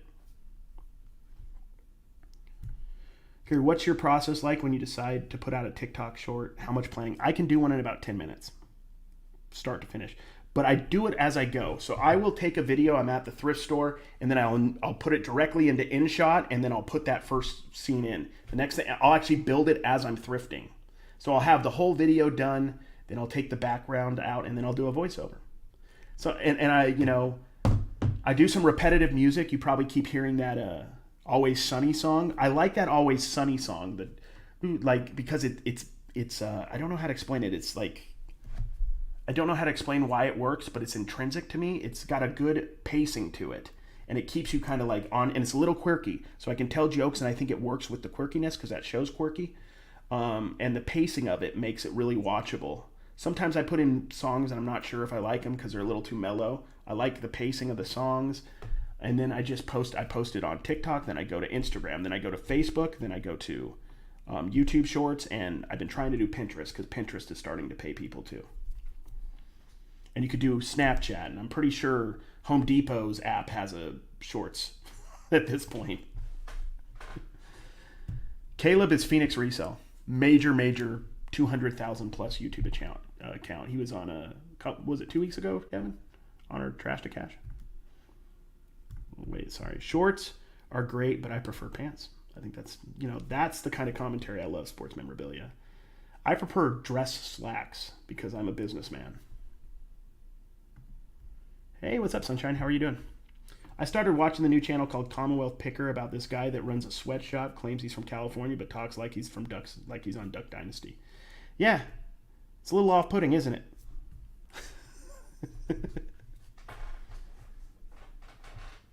Thank you. I appreciate it. I really don't understand if these are the best thing for me to be doing for my channel, to be honest, but they're fun. They're easy for me to do on my end, and I feel like they're cool because you can get good moments where like we're all engaging with each other and communicating and having a good time. It's fun. That's why I love when we had to get together for Trash to Cash, I get to meet people and talk to them, and then you can really, that's the thing I underestimated about reselling on YouTube and everything was the friendships you'd make and the acquaintances and the business relationships and just the friendships mostly you'd get. I didn't think it was going to be like that, but there's so many people to one degree or another. I recognize them when they comment, and I feel like we have a friendship, even if it's on a small level. It's cool. It's really neat. A DIY Mike, I haven't watched his stuff in a while. Is he still doing it? You guys are inspiring to my wife and I. Straight hustling, keep up the grinding. We do grind, I'll tell you that. But I do it on my own way. I stay up late, I sleep late. I could be a lot more of a grinder, trust me. Steve and I almost went to Del Taco today, and I haven't been for a while, but I'm I got food at home. I don't need to go to Del Taco. And that was a tough decision because I wanted to go to Del Taco, dude. Those are all good questions. I make my short form video on an app called InShot, and then I just place that same video with all the little blurbs and the words and my everything, and I put them individually on each place I want to put it on. I don't really understand Snapchat. I'm on Snapchat. I don't really understand the followers. I have a public account that can get followers, and I can put Reels or TikToks on it. I don't understand. That's the one I really struggle with understanding any of it. So I'm the old guy when it comes to Snapchat. I need to learn it. I should do better.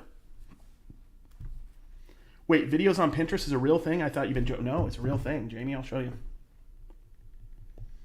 It's still not taking off, to be fair. I have 825 followers and 68,000 monthly views. I'll kind of show you. So here's my last video I did, I think was like yesterday. I don't remember to always do it every day. It's not doing great. Yeah, so, and there's a creators hub where this just popped up, branded content. I'm like, oh, maybe, and I think this is the first thing I'll get before they start to monetize me. Because I know people who have posted just 3 or 4 videos that are making hundreds of dollars per video. And I know from other people that if you're one of the first to adopt it, you'll cash in. So yeah, if I can make a couple $100 extra from Pinterest at some point, cool. I don't really understand Pinterest, to be honest, but I know it's popular. So, yeah, Snapchat's the most confusing to me. Yeah, I probably should get on Twitter. You're probably on Twitter, Tommy, aren't you?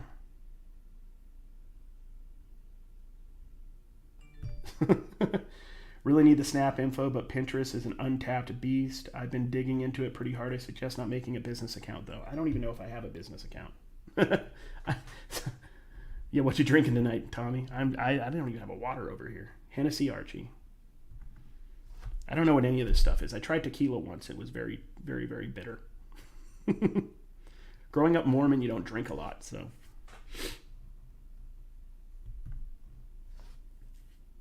Yeah, no, they have videos now. Most of the videos are probably on the classic Pinterest stuff like home decor and recipes, but there is thrifting too. Thank you, Biscuit. Appreciate it, man. Or no, that's Tommy you're talking to. Now, I am posting some old content. I didn't really save my videos very well. So a lot of my old stuff I can only get if I took it off TikTok and it would still have the TikTok seal. So a lot of that's kind of lost. There is a place called SnapTik where you can take your TikToks and get the watermark removed. I did that. Started putting them. I'm like, I got like 1,500 videos on TikTok. I'm like, I'm going to start putting like 10 videos a day on Facebook. Because, you know, that's a fun one to play around with because it's growing and making a lot of money. Then I immediately got demonetized within like 2 days, 3 days, because they saw the SnapTik code and were assuming, they said I was banned. I was demonetized because I was impersonating somebody, which was myself. I was impersonating myself. So I'm like, oh crap, I screwed up a good thing, right? I lost my monetization. I wasn't making that much then. I've like doubled what I've been making on Facebook every month for like the last 3 or 4 months, but I still wasn't making a ton. I'm like, oh bummer, this was kind of cool. And then I'm like, you know what? Let me repeal it. And I didn't win the appeal. I'm like, it's me. I didn't win the appeal. Then I'm like, I'm just going to take down those videos I just put up that I knew I did from SnapTik. I took them down. I was immediately remonetized. So you can't do that very easily without there being problems, even if it's your own content, which is annoying. I have no social media seriously in any shape or form, as we can tell. Don't drink. I'm sober for over 1.5 years. Congrats, dude. I don't drink either. I don't know. If I had something in front of me, I'd maybe take a sip. I just don't drink, so like, why take a sip? Like, I don't know. I'm not a drinker. I'm on Twitter just because Paris Hilton followed you. Oh wow, congratulations. On Pinterest, business accounts give you more info on your views, etc., but less control on moving your stuff on your page and using it to market. Ah. You mean Perez Hilton? Yeah, maybe.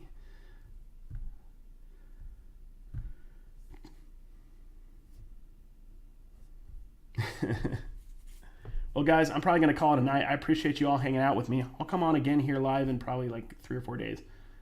Message Dawn, Lady Arbitrage, on Instagram and encourage her to come on live with me. I think these lives would be a lot better if Dawn was sitting next to me, even if we had Dave on. Because I think we could all learn a lot from Dawn. And Dawn's fun, and it'd be fun to have fun with her here. So go encourage her to do it with me. My eBay store name, it's PlumberGirl3. It was Dawn's account when we started doing all the business stuff with the store. But I think it's 1851 AD Deals, which was the name of our store. And the tag is like Plumber Girl because she was a plumber. I appreciate you guys. Thank you all for hanging out. If you have any questions about anything, if I can help, reselling or content or whatever, just DM me on Instagram is the best place. That's where I'll actually see it. And we could chit chat. I might not be able to answer you right away, but I'll try my best. And hope you guys all have an awesome time the next couple days with the weekend coming up and garage sales. I don't know how to end these, guys, is what I'm saying. Dave's the best. He just ends it randomly. But I'll see you guys. Have a wonderful time.